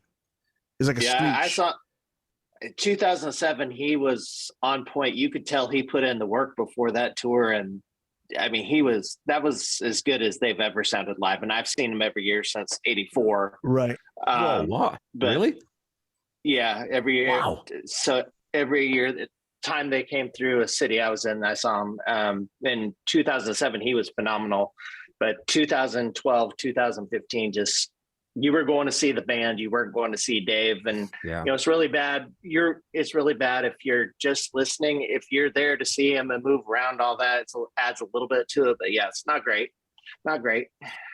Don't know why. Don't know why he, because in the 07 tour he's singing in that range again, and he was from 99 right up until 07. All of the shows he was playing live, it was like he was just getting ready. So he was getting his voice back all that time because they tried to reunite in 99 again. And I think he was getting ready. So all of a sudden on his tours, you're hearing a ton of old school VH stuff, less of his solo stuff. And it was like he was perfecting it. And then I don't agree with the lazy comment. I've heard that, like he's just lazy. And I never see Dave as lazy. I just don't know, but I just don't know. I'm thinking in his mind, this is what he wanted to do. And he thinks maybe it works. I just, nobody seems to really know why he chose to go higher up, you know? Well, you don't always get it right in performance either, right? Sometimes you just get it wrong sometimes. And if it's captured on record, that's that snapshot that lives on. And it's not necessarily the way he did it on every gig on that tour. So I'm giving him a little bit of slack there, but we almost chose Women in Love from Tokyo Dome, which is that one of the few moments on the Tokyo Dome album where he sounds great. You know, he's in his range. The best song on that tour was Woman in Love throughout the entire tour. Right. So yeah, he's not pushing it. I wanted to ask George though, because I was watching when he started singing, you went, it was agony. Kevin, you were not sugarcoating it when you said he sounded awful, and I'm not disagreeing over here. Yeah, this is just he's not moving around nearly as much as he did when he was younger too. So you would think he could really focus more on it, but he. But all that's not to take away from the fact that 22 of 24. Oh, sorry, I was going to say, Corey, though, not to take away from the fact that musically, Jesus Christ, they come out of the gate hot, and it's so good. Oh, and it's amazing. And from where Ed was in 04, even if he were to go out there in 05 or 06, to where even 07, he sounded great, but he was back on his game like 100% in 2015. So if anything you take out of that is like he ended on a high note. You know, and Wolf was great on this. If you listen to him on the background, we all know how good Wolf is now after hearing Mammoth, but he was great on this entire tour. So good they thought it was fake, right? Remember? Yeah. They were saying, "Oh, it's piped in." No way. Oh, really? And he had to deal with that. He's 16 years old or however old. Yeah. Oh, people were bashing him left and right on these Van Halen fan sites. You know, just fucking laying into him. Just think about that. Think about that for a second, though. 16 years old, 17 years old, and you're getting up on stage with, he's your dad, but it's still a Van Halen show, and you've still got this rabid fan base. Like the confidence and the ability that takes. Oh yeah, he was astounding. He was just cool, chill. Like, yep, here we go. I'm here. You know. Yeah. Although internally it affected him because he's talked about he's taking medication. He's got goes through a rough period. It's not easy. So I think he's one of those on the outside looks like everything's cool, but on the inside, you know, I mean, it wasn't his choice to be there instead of Mike. Yeah, for sure. You know, but he went up there and did his thing, you know. But think about that.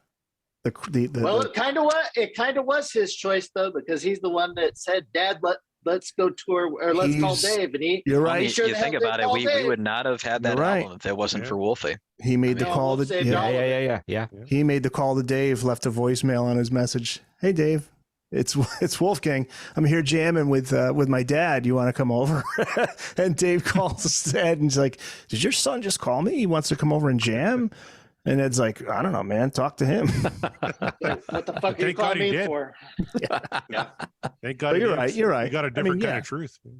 Yeah. He, you know, yeah, I'm sure. Wolf had to have known what he was getting himself into when he did that. Cause you know, the fans were, I mean, I'm sure he knew he was online at that point, reading some of the comments. Yeah. And still getting it like today. Like it's fuck those people. You know, seriously, I mean, fuck them all. I get to see Wolfie in August 2024. Cool. Because he's opening for Metallica. And I've seen Metallica. I'm like, yeah, but the fact that Mammoth is opening, I'm like, 100%. I don't care. I'm taking my kids. We're plunking down $500. We're going to see Mammoth because. Yep. Phenomenal shit.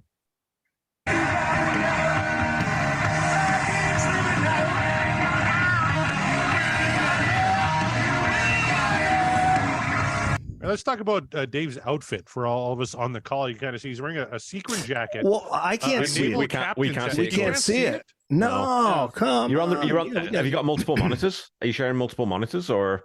I'm screen sharing this. But which do you have multiple monitors set up?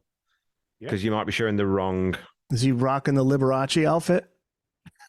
But what if I do this? Now do you see it? Oh, hey, there we go. The sailor's cap. Oh, yeah, God. The naval sailor's cap. He's wearing, looks like a lei and a sequin jacket. What's Eddie playing there? What guitar is that, Eric? What guitar? Oh, that's his EVH Wolfgang. Oh, okay. Yeah, I can't. Okay, yeah. That's the Wolfgang. It's so funny because, like, Eddie, back in the day, Eddie was the epitome of rock and roll cool, and now he kind of looks like a geography teacher who's just wandered into the wrong gig. Yes, you know what I mean? Like, which drove cool. Dave nuts. I'm sure that drove Dave nuts, but it was like I got to take it or leave it because he wanted everybody to dress like him. He wanted, come on, Ed, wear the sailor's cap. Yeah. I'm the admiral. You guys got to be like the captain. But this is finally Ed finally got the guitar that was just like. He's like, okay, finally, I got it. So good. Just tweaking, and he had a great team with him that was just working with him. And okay, what do you think of this? No, try it again, take it back. Boom, like those guys were working constantly to find that just something that was comfortable for him. Well, did anyone on the call see Van Halen in 2015? What was the show like? Scott Everett, you must have seen him. Yeah, I saw him. They were great. I think this is kind of what it was the entire show. The band was tremendous the whole time. Ed was on fire. Wolf, Al, all sounded great, and that's why you guys were there. And then you kind of just blew past Dave singing. It kind of was painful. Unfortunately, and I love Dave, and I love both eras. I love all the eras, even the Gary era. But you just kind of blew past the Dave vocals. Everybody was singing along so loud, nobody could hear Dave anyways. So it was a good time. It was a great show. Yeah, I saw them that summer in 2015, and they opened with "Light Up the Sky," which just brought the house down. Wow. Yeah, they opened with it.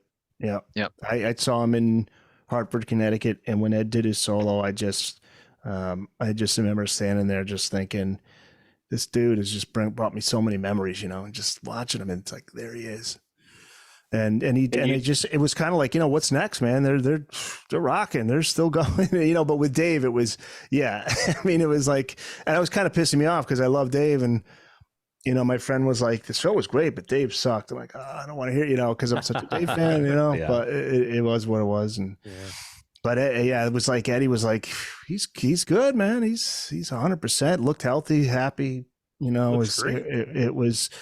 it's still just like, it just sucks, it's like you're not going to get another new album, you're not going to get any new music, no more tours, and it's just if we only knew, man, watching him on that tour. And by the way, Alex, of course, always kicking ass. He was always great. Oh yeah, terrible rock drummer. Very, massively overrated. If you listen to rock critics, absolutely. Oh, he's middle of the pack. He's, he's adequate. Nah. Fuck. Yeah.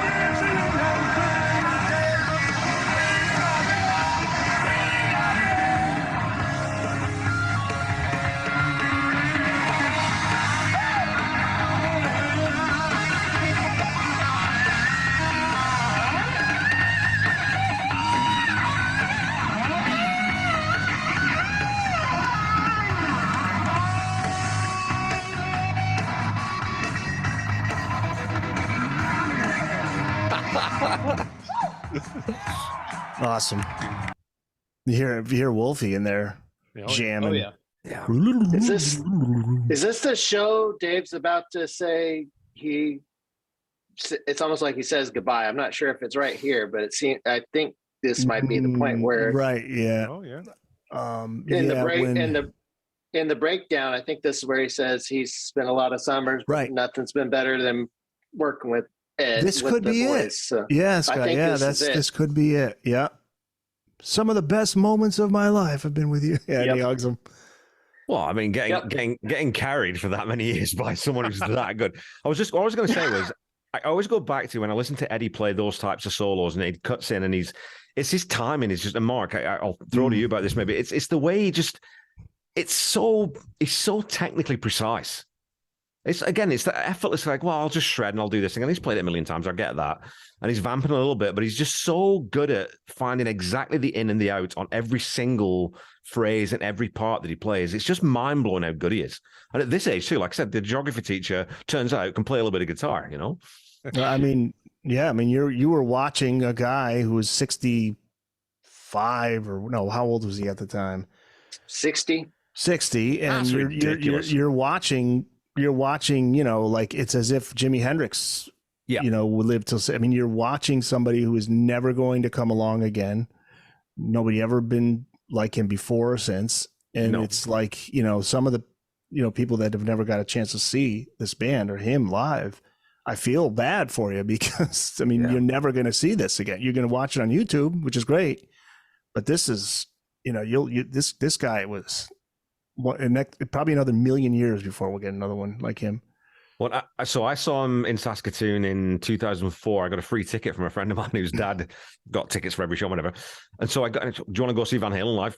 Fucking yeah, I do. And they open with Jump, which straight away you think, well, that's a bit cocky, you know, because that's everyone else. Every other band, that's their closer. Well, that was 04 then, Sammy. Yeah. 04, yeah. But it was the open was Jump. Being in that room was kind of like it was my version of being in church. It was my version of sort of that spiritual thing of holy shit, I can't believe that this thing here right now is happening in front of me. It was amazing. Yeah. Absolutely amazing. Unreal. Eddie's the one. There was somebody who was making a comment to me the other day when one of the interviews I did, and he mentioned guitarist Andrew Wild. He has a great book that he just did on the Allman Brothers. So he was talking about Derek Trucks. Yeah. And he was talking about guitarists who play above the neck and below the neck. So in other words, above the neck is technical stuff, what you learn, what you know, how you're wired. Below the neck is just playing with feel and emotion and touch. And to me, Ed's one of the rare. He's both. Playing. I mean, you're hearing all this technical stuff, but it's not like textbook, like straight off, like somebody just played 1,000 hours to memorize it and get it down. He's adding in all these nuances and these things that are just coming out of him. Like, it's like, he's not even, you know, you watch those old footage there where, like, you know, even up to then, the look on his face is just like, holy fuck, what did I just do? And he would say that, you know, like he would do something like, I don't know. And then he would try to do it again and he couldn't. Yeah.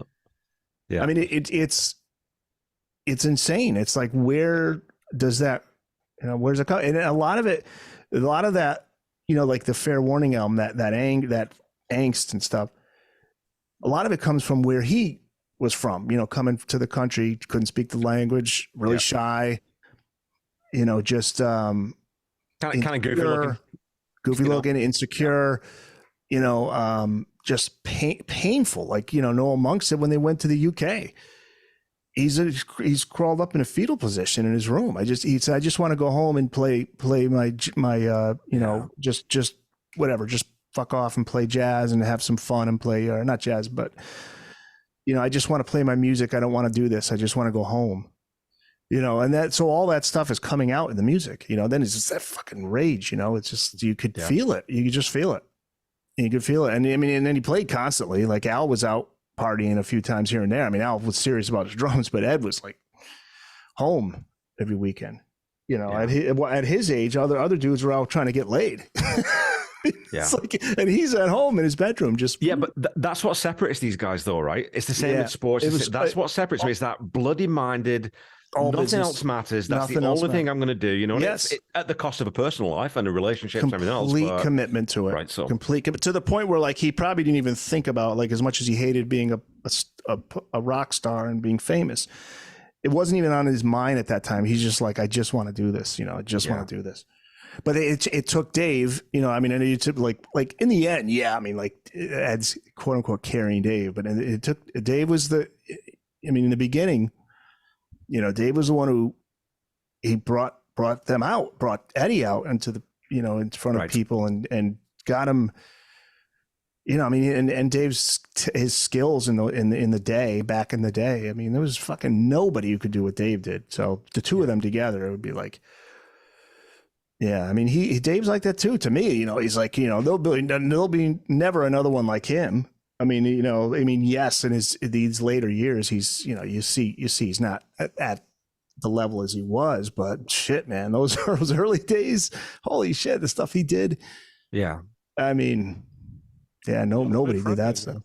So I wanted to ask a quick question. Maybe this is to all the guys who listen to metal because I really don't. And George, I was going to throw this to you, but I'll up to everyone. So you're talking about that sort of technical playing versus playing with feel, and when you get those guys who can do both, I think that's maybe has always been my disconnect with a band like Metallica or some of these bands where I don't get the swing, the role in the rock and roll, right? Like hard rock is, and then you've got metal's not rock and roll. It's different, and that's where it sort of loses me a little bit. So here's a question for you: could Eddie Van Halen could he have fronted Judas Priest as lead guitarist? Could he have fronted, like, did he have those chops where he could have abandoned the bluesy stuff and just focused on that speed, technical, thrashy kind of stuff? Like, is that, like, where does he sit in that kind of pantheon of guitar players? If he wanted to do it, then I'm sure he could have. But, you know, Eddie was unique. And I think that the music he made was just perfect for him. And I think he could have played the music of other bands. He has that technical skill, but what he actually ended up doing in Van Halen was perfect for him specifically. Yeah. And he always said, I'll never play with anybody but Al. Yeah. And didn't. Mark, way back when Kevin was asking you about timing with Eddie Van Halen. You want to comment on that? Oh, sorry, yeah. About his timing? Yeah, man, he's so precise. Like, it's just metronomic. Like, I think I was sitting here thinking about it, honestly, when you were talking about it. And I don't know what else to say to it other than it's a lost practice these days of having a good sense. I mean, unless you're a drummer, but for a guitar player, let's put it that way. For a guitar player, especially, it's kind of a lost practice to have like a good sense of rhythmic timing in your brain. I mean, and of course in the studio is different because a good producer is going to put the metronome right there in front of you. And it's just like, okay, follow that and like, do not deviate. Yeah. So, but I mean, but in order to like really get it down packed, you got to have some sort of a feel of rhythm in your, you know, in your system. You just kind of have to have the mind for it or the discipline. And I think it's a lost art these days. I don't think a lot of guys have the patience or wherewithal. The non-drummers I'm talking about have it in the sense of rhythm. So Eddie, in that regard, certainly amongst all of them stands apart. And I don't think you can actually learn that. I think you can refine it. And you can perfect it, but I don't think you can learn timing. You've got meter or you don't have it. It's just one of those things that, man, good musicians, like you get those drummers who, you know, you put the click on and they start playing and they take the click out and then bring it in a minute later and they're just dead on. You've got that or you don't, right? Like your Jim Keltners and your Greg Bissonets and all those guys, they're just, or Kenny Aronoff, they're just different. They're built different. They're wired different. And Eddie's in that bracket where he just never loses the lead. Like, it's just insane how good he is. Yeah. Sorry, anyway. But by the way, Kenny Aronoff, did you know played in Jefferson Airplane Reunion in '89? Really? Kenny Aronoff, yeah. He played on everything except about everywhere. 3 songs in musical history. Yeah. Yeah. Is he still with John Fogerty? I don't think so. I have to look it up. Mellencamp just put out a new album, but it's very. He hasn't been with Mellencamp in a while. I know last I saw him was with John Fogerty. Yeah, because Mellencamp is more like Americana now. I think he's shifted into a different sound. So I don't think Aronoff's there, but maybe. Talk about one of the best drummers, though. Jesus. Oh God, yeah. Yeah. All right. Let's see what Dave's got to say here during this interlude here. And Van Halen's last show ever, Hollywood Bowl, August 4th, 2050.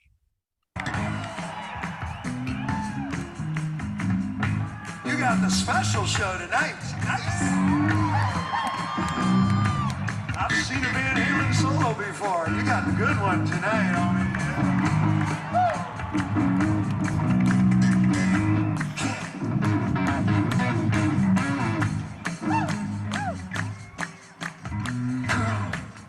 Feel it coming now.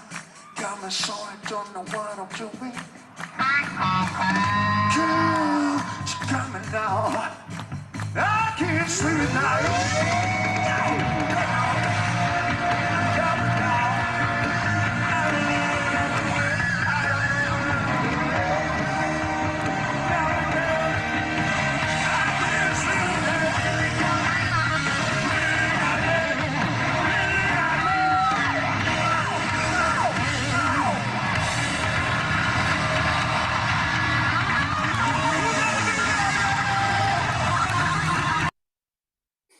I love that swell that Eddie did back then. The guitar swell. He was doing that on Jump too.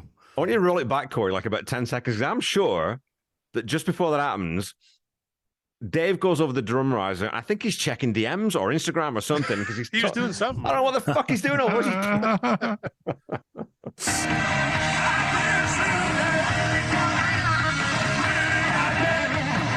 Oh, You know, I saw you know Meatloaf what? in his very last concert ever in Moose Jaw, Saskatchewan, and he would go to the drum riser every second song and pop pills just to kind of keep himself going.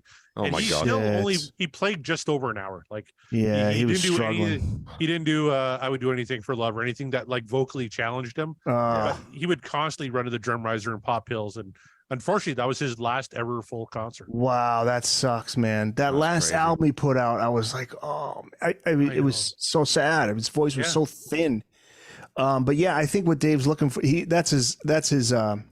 I think he's getting his baton ready for Jump. Oh, okay. I think that's what that is. The infamous baton, Mark. Remember on the Jimmy Kimmel show where he would spin the baton and Yeah. cracked his nose? Cracked his nose. All right, let's finish this the one off. funnest, Boys. best video. Yeah.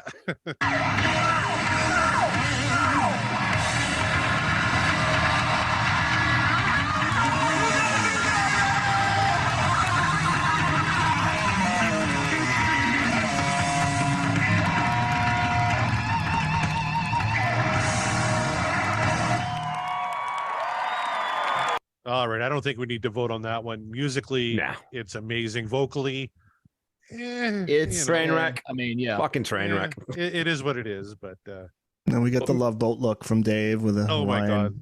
Well, and you know that sailor hat, that reminds me, did you see in the 1990s on Saturday Night Live, Chris Kattan, he did a David Lee Roth impression. Did he? No way. Really? It was Pamela Anderson was the guest. Yes. It was the Goat Boy show. Yes. Chris Kattan comes out, he's dressed like a sailor. He did. And he had the sailor And he's hat. all shoo-ba-doo boo bow. It was the best. That's right. That's the outfit. Yeah. Oh man. Oh, no way. I'm going to send you that in chat. You got to show this, Corey. This is awesome. I got to look for it. Yeah. Like, Yeah, Goat Chris Boy, Kattan, Goat Boy. Yeah. That's amazing. Goat Boy. Yeah, Oh, there it is.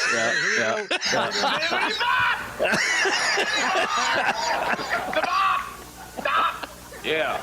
Well, thank you for your testimony, Mr. Lee Raw. This is something different, actually. I've never seen that one. That's brilliant. Yeah, that's not the one I was thinking of, but yeah, that's the same. No, impression. yeah, just like the Goat Boy. Oh my episodes, yeah. God. Oh, man. What happened to David? That's the great one that surprises the fan. Oh, right. Yeah. We got to play a little bit. Which room had the Van Halen sound? Right here? Yes. Yeah. This could be fun. Look at him like, get the fuck out of here. Yes, we know. Looks like a fucking It's a golf happy caddy. neighbor. They had no idea who he was. Well, I mean, look at him. We heard some Van Halen here, and my name's David Lee Roth, and I'm right across the hallway. He's like, You yeah, want to right. know, we're on our way to EDC, but the fellas here were coming down the hallway, and they said, shit, we heard some Van Halen, and I said, no, shit. So we're your neighbors, guys. We're off to EDC. We're doing shit. And we heard one of the fellas said, I heard some Van Halen shit through the doorway. So I am Van Halen. We'll be here still. Outstanding. Fellas, my pleasure. Have a great night. Enjoy the Vegas stay. Small, tiny world. Apologize now. No, don't. Well, that wasn't awkward. Yeah, they didn't know who he was. He says, I am Van Halen. I am Van Halen. I can think of at least one guy whose initials are SH who might disagree with that. At least one. At least one. Yeah. Oh yeah, they totally knew who I was. Did you see that? It's that thing though, like that song was definitely just Not to worry at all. someone put on. Of course. Yeah? Small world, of course. Don't worry about noise, smoke, off-color humor. Oh God. Man. You know when you go to sort of like your family reunion thing or you for Christmas, and there's always your one relative, your old relative. You're like, oh, just don't fucking say anything. Oh bad, yeah. like, But it's if you got go that back, vibe to it, you know. but like right up in the, if you go to any of those up on the right there from back in the day, you just see how cool he was. Like, so he was just chill, cool, you know, just total rock and roll. Like something, like the less attention he gets, the more wired he gets, the more attention he gets, the cooler he can become. He's like, it's like he needs that, you know, he wants, the more people he's in front of, he's the more at home he is. Yeah, it right up until a little late enough, 91, it was that way. And then all of a sudden in 94, look changed, his whole. Right. Was that drugs, Eric? Did he get sort of waylaid or? I don't know. I mean, I just, you know. Because that erratic behavior, right? You kind of, that's a. Yeah, I mean, it could Peter Green be. from Fleetwood Mac or Sid Barrett from Pink Floyd. It just could be. fucked their brains and. It was just a hard time for him and a lot of those artists that you know, I mean, he went from literally 1984, he's playing, 83, 84, playing in front of 300,000 people to 1994, 95, when I saw him playing in front of fucking 2,000 people. Yeah. You know, I mean, how does that affect you? But, it's interesting, your filthy little mouth now that I think about that. And I look at it in like two ways now, where I always just looked at it as him just, because there was all different styles on that album. There's jazz, there's even like hip hop type. How much stuff. of that is him though? Musically, how much of that is him? On Because that he's a album? lyricist. Yeah, I mean, he had input in the overall construction of songs, but Okay. the other guys like Terry Kilgore were writing, coming up with the structure of the song. Right. But at the same time, Dave was, it was him and the producer was the guy from Chic. Okay. Niles Rodgers. And so you're hearing Bit of a there was monster. She's My Machine was the straight ahead rocker for rock radio, but then there was like hardcore like blues stuff and jazz and country and reggae. And at the time I remember thinking like, well, he's just trying to find something that sticks. So he knows which direction to go in next, because he was like, grunge is here, forget it. I'm just going to see what I can do next. Or because Eddie made a comment to Dave on the street when he ran into him. They ran into each other in New York City, and Ed was with Val. And that was the story that Dave tells where he runs into both of them. He says, Ed, how you doing? And Val answers for him, he's fine. But Ed said to him, I'm jealous, man. You get to do what you want to do. You get to just make the music you want to make. I got to kind of like stick to the expected Van Halen sound.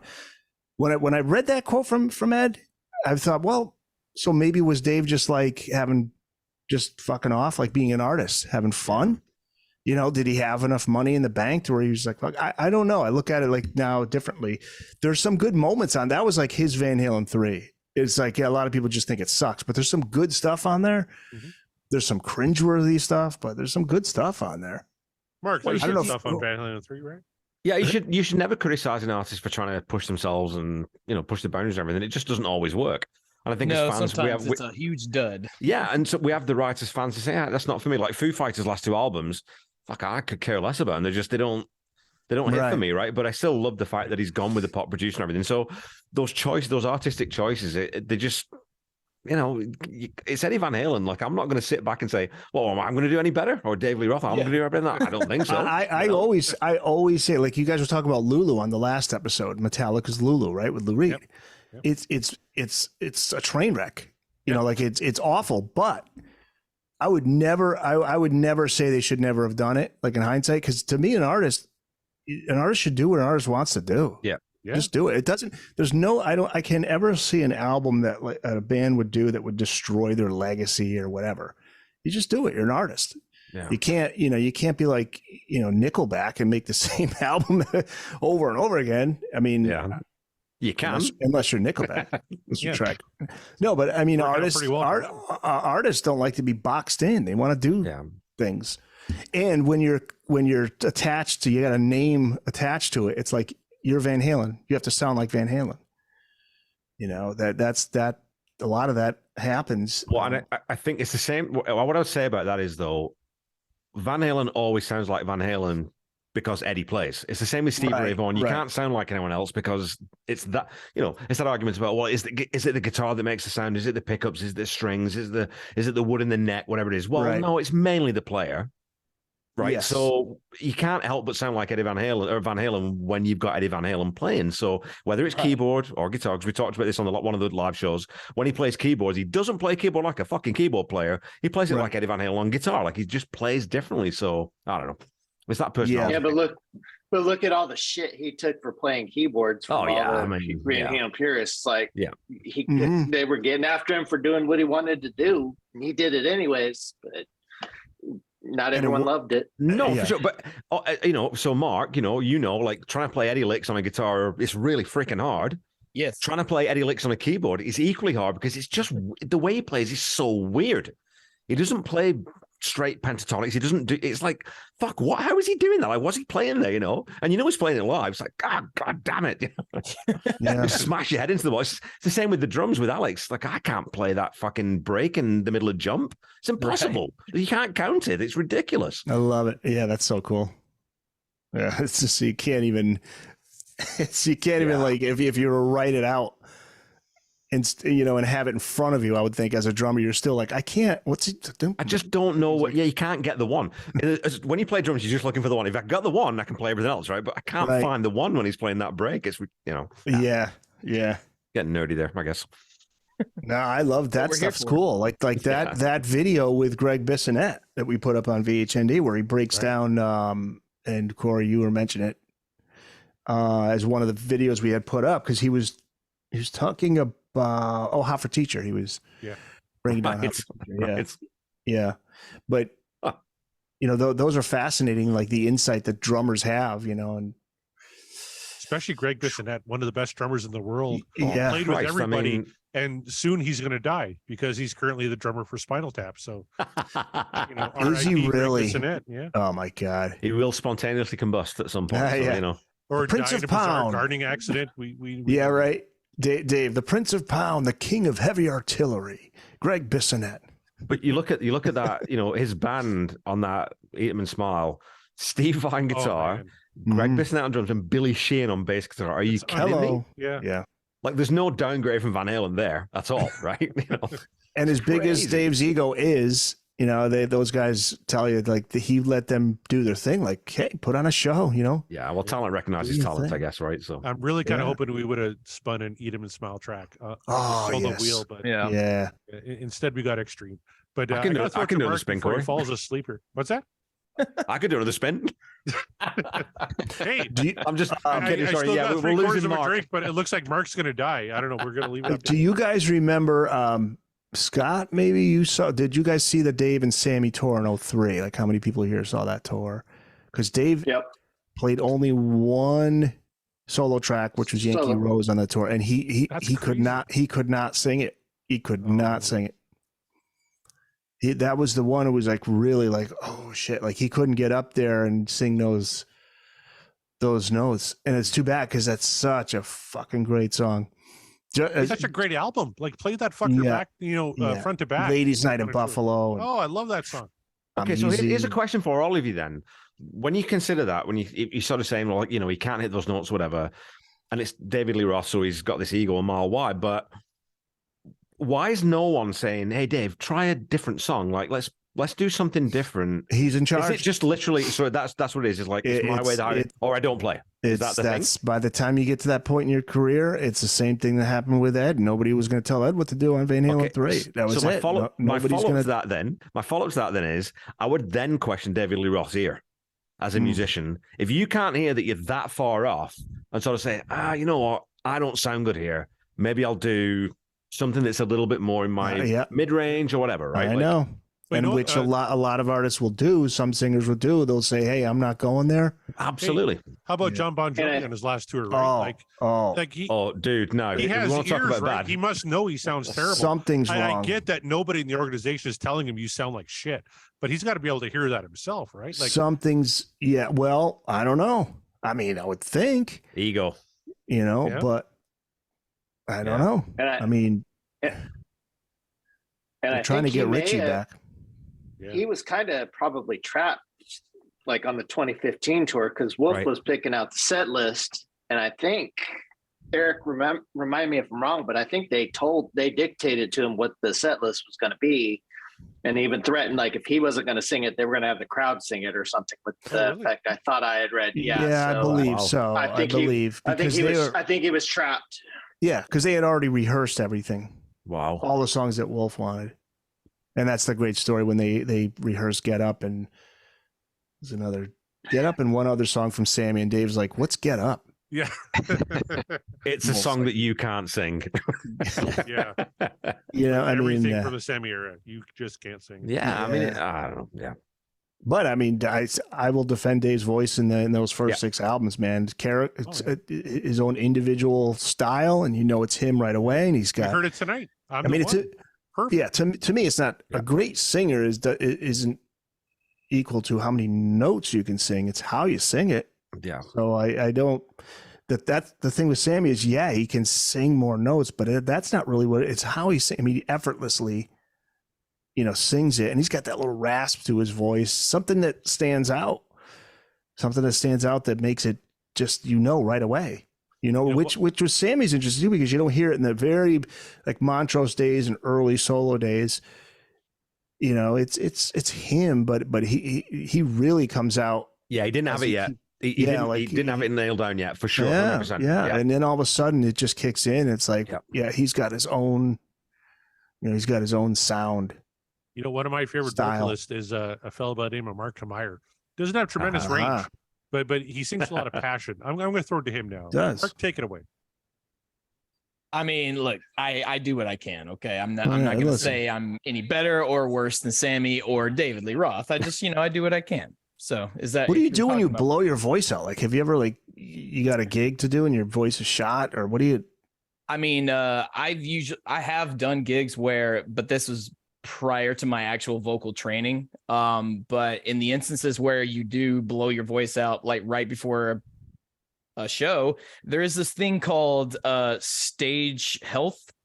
And basically it's when you hit the stage and no matter how shitty you're feeling, the adrenaline just spikes so hard that you get through it. Oh, yeah. And I have been lucky enough to where I've experienced it. So stage health is 100% a thing. Now, that's not to say that it's going to cure you all the way through whatever said gig is, because you'll probably, depending on how bad you sound, you might feel it halfway through. But I've been lucky to where it hasn't been that bad for me personally. As you can see, I'm still talking, and I screamed my guts out last night. I saw you with your new band Roses of Sharon there, and the fact you have a voice today is amazing. There was a few times last night where I thought I was like, oh boy, I may not have anything left by the end of this night, and certainly not in the morning, but quite the surprise. Would you sing to a track? Would you sing to a track? Because that's what Paul Stanley's is now. He's Doc McGee. Doc McGee was a little tipsy when somebody came up to him and asked him, "Does Paul lip sync?" And he's like, "Well, he sings to a track, but he sings." He sings, but he sings to a track. It's like, well, what the fuck does that mean? Yeah. So, but would you do that if you're getting up there in age and you love doing it and you don't want to? It would depend on the context of the song and in what way am I singing to the track. Like if it's a track that the circumstances of its recording would the only way it would make sense, like maybe there's a lot of electronic effects or something going on in it, it would only make sense to sing to that track, then sure. But as a mainstay, no, I wouldn't do it. Right, I just wouldn't do the gig. I mean, what do you think of Paul Stanley? I mean, Paul Stanley's not saying I lip sync. He's saying he's saying, we're going out when we're still out, we're still at our best. And it's like, and I love Kiss, but it's like, you're not. You're not at your best. If you're singing to the track all the time, that you're literally advertising, I am not at my best because I'm singing to this track. Right. You can argue the semantics of lip syncing versus no singing, but to the track. Like, okay, whatever. It's the same. Yeah, I mean, in other words, whoever's behind the boards is waiting for his voice to really crack. Yeah. So then they pan him down. Just fade it down, fade her up, right? Yeah. You're still getting sonic aid in that regard. So Wasp is doing that too. Blackie Lawless is doing that's a shame. Yeah. Yeah, man. There's just two arguments to this, right? There's the show, and if the show's good, because you can argue, okay, well, as soon as you put your guitar through an effects pedal, you're getting outside assistance. You're getting, there's a whole bunch of things that if you put in reverb on your voice, you're kind of altering the way. But of course, where does that end? But I think that if you're not singing the song, if Paul Stanley's voice is getting piped in, it's the same argument with AI, right? AI in 20 years is going to be able to write songs and no one's going to know the difference. Audibly, when we listen to a song, you're not going to know whether that's a real human singing that or composing it or writing the lyrics, whatever it is. But when I watch a show, I want to see a guitarist every now and again fuck up and just play something slightly behind the beat. I want to see a drummer fill differently than they do on the album. I want to see a singer just vamp a little bit. Yeah. And it's that human connection that is what's important to me with music. I don't, the song is one thing, but the performance of it, that's the thing, is that interaction with me and that person on stage. Well, that the Eddie Trunk is pissed. Like he just, if you listen to the clips on YouTube from his satellite show, he's just like, this is bullshit. What has become of rock and roll? If that's where we've gotten to, then rock's dead, because then there's no, why am I going to go see a live show? That's mainstream though too, right? That's stadiums and that's that's the thing where you got to manage your brand. But you can still go watch Mark Meyer on stage. He's not fucking playing to tracks. He's not, right. Yeah. So go out and watch live music. Not yet. I don't know. Go watch Paul Stanley level. But see, now I'm hearing Def Lep and Poison, but I'm hearing the Def Leppard's doing it. Somebody was saying that for years they've got to have been doing it. I mean, I don't know, man. Joe Elliott can't. I mean, I get they want to put the best out there for their fans, but then at the same time, it's like, you got two. The other thing that sucks is they're miming even, right? Like the guitarists are playing the tracks.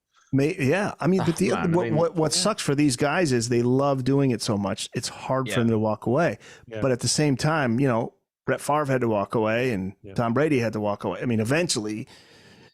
I think it's just hard for them. They love it's who they are. But would you throw a little plug out here? Kevin and I are talking about doing a Bryan Adams podcast. Oh, I saw Bryan Adams play a few months ago, and he's taking requests from the crowd. Like somebody yelled in the heat of the night, and he said, "We haven't played that song in 20 years. Hit it!" Cool. And they fucking played it like no tracks at all. Amazing, still to this day. But Def Leppard, and I love Def Leppard, but their entire show completely pre-programmed. Yeah, Like a This is couple not of times interesting, on, right? on Yeah. the stadium show where they got caught, like something skipped or something that kind of showed that Well, that's what's going to happen. Yeah, you're going to get that Milli Vanilli moment with Paul Stanley, and then he's going to have no recourse other than to be like, "Hey guys, I'm sorry. I lied to you. But rock and roll is, you have to, put the best foot forward or whatever." He said. But when him and good job, Eric. When him and Gene are going out there, wait, whoa. What you got to do? You got to contract yourself out as a guest star on everyone's podcast. Just impressions of like, that's amazing. What's with the Paul face too? Yeah, that's Botox, baby. Mick Jagger. But what pisses the people off is when they're just like Gene. Gene just he's just boasts. He's like, we want to make sure that we go out when we're at our best. It's like, dude, stop. Here's a question from Alan, who's still kicking around in the chat. Thank you, Alan. Do you think Dave's suffered from the years he wasn't singing? Could be. Typical use it or lose it idea. Yeah, I don't know if he took care of it like he should have. It's an instrument. You got to play it. Yeah, that's one thing for sure, right? Well, that's what Sammy says. Sammy's like, he was screaming for like 2 hours last night, and we could still hear him tonight. It's amazing. Just the 1 hour. Just 1 hour. Okay. Yeah, just the 1 hour. No, no respect at all. It was only 1 hour. God, I listen to your shit, Mark, and it's just like, how do you talk the next day? Like you're just all in. Yeah, it's amazing. Well, how do you get to Carnegie Hall? You practice. That's right. I can see how like some of these lead singers get the LSD thing, and it's because they're paranoid. Like, hey, I'm out there. Mark, you're like, I'm in the front. Everybody's looking at me. I don't want to sound like shit. So, when you're asking, with like Sebastian Bach he used to take a lot of hits for that. Like, he had his particular things that he have to do before each. What was that show he was doing? Like before a photo shoot, he had to get a run in because he felt he'd look better in the photo.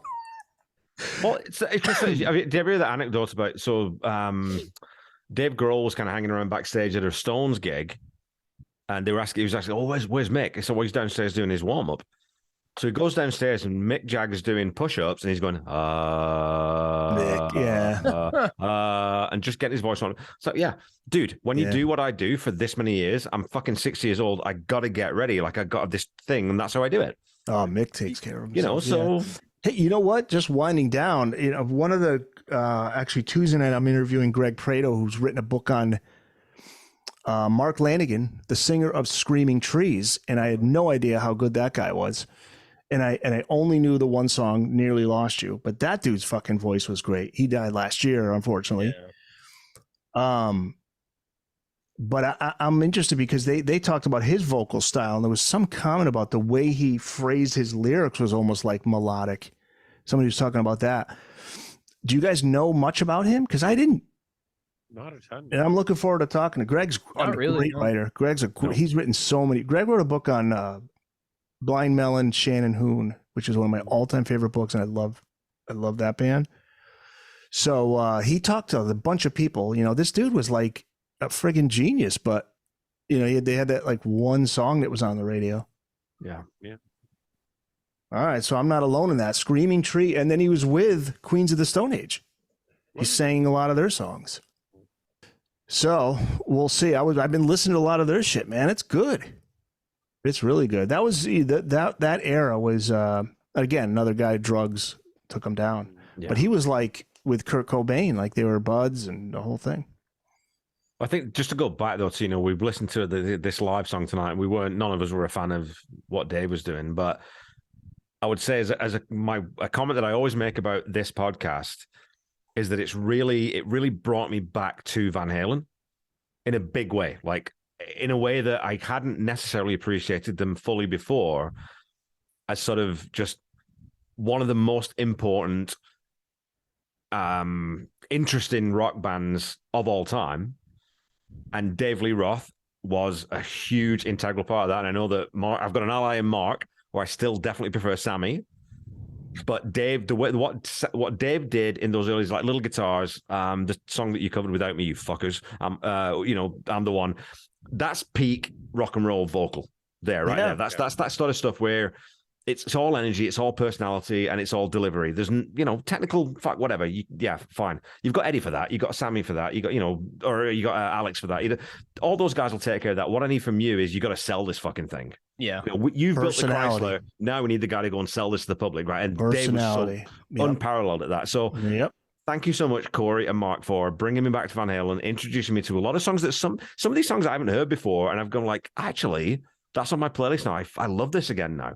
On some songs that I think, yeah, that stinks. I'm glad I don't listen to that anymore, They can't all be zingers. They happen every once in a while. Yeah, exactly. That was the name of the Primus Best Of, I think. They can't all be zingers. Yeah. Not all of them. Mark and I are almost done. What are we done? Well, probably 55 songs left, unless we decide to. 55 left. Yeah, but you'll find a way to extend it. I mean, come on, really. Mark is wavering. I think he might be done after. 55. Well, I gotta see like what's the demand. I wanna know from all of you and all of you out there. Like, what's the demand? Should we keep it going? He's trying to renegotiate his contract. Is what he's doing. Don't let him do that. Well, Scott Monroe had to leave, but he was wearing a very lovely "And the Podcast Will Rock" T-shirt. So yes, you want to see the podcast to continue, go get some merch. We get a couple of bucks every time you buy a T-shirt. We got apologies to Gary, thanks to Kevin Brown has designed apologies to Gary. 80%. Kevin Brown has designed 80% of our designs, and they're fucking phenomenal. We got Alex Van Halen in his Hyundai. I got to pick up that T-shirt because I love that one. Apologies to Gary. Kevin, thank you so much for going out of your way. That's cool. Just to design stuff for our merch store. We really appreciate I'm glad you mentioned. I really need to get a shirt. I want to get one. So there's just a regular in the Podcast will rock shirt, the black. Totally, yeah, cool. we got the black with the gold, kind of like the best of volume 1. We got the old. Yeah. I'm slacking on myself. Like I have none of our merch so far. Well, no, that's not true. I have one shirt. But yeah, I mean, like I'm like such a terrible host. I'm not even wearing my brand, but I will fix that. Yeah, man, wear that on stage. Yeah, but you are the brand. You are the brand, Mark. You are the brand. And that's this is. But this is genuinely. I mean, this is why. This is why you come for the music, you stay for the banter. You come for the music, you stay for the host, because that chemistry between you guys and the way you deliver this podcast week after week, and as a fellow podcaster, Eric, you'll agree with this. It's a lot of work. It is. It's a labor of love, but there is a bit of labor in it. And so I can't tell you how much I appreciate everything that you guys do, because it's, like I said, it's enriched my life so much. I've met so many cool people. Oh yeah, jumping on your podcast or these kind of things. It's been a great part of my life for the last year. So don't stop doing it. You met a couple of extra Scotts tonight. We had Scott Monroe and Scott Everett on the call. We were Scott heavy. Yeah, I'm telling you, do a Dave solo one, and Sammy do a Sammy one. Well, we got the solo wheel. You got plenty of Sammy stuff. I would love to keep going with the solo wheel, because I want to talk about Skyscraper. I want to talk about. Oh man, damn good. Yeah. And Mammoth Steve WVH. I want to talk about Mammoth. That is true. I mean, that's really what's swaying me is talking about Mammoth and things. Yeah, man, do it. Of course, Sammy's Standing Hampton, VOA, and Three Lock Box. VOA's a fucking classic. Absolutely. Yeah. Well, with all that being said, even Chicken Foot, right? Like the stuff that exactly. Both of those albums. Sammy in the Circle. 100%. They're both of those albums are great. And there's the one from the second album, Devil. What's that one? Help me, guys. No, I just want to talk about Winner Takes It All and Over the Top. Yeah, Winner Takes It All. That movie was on the other night. Yeah, Winner Takes It All. Sammy's had some good movie songs. Movies, man. He's had some good movie hits. Fast Times at Ridgemont High. Yep. Eagles Fly from Iron Eagle. Right? Eagles Fly. I always say that's from Iron Eagle, and it's not. Yeah.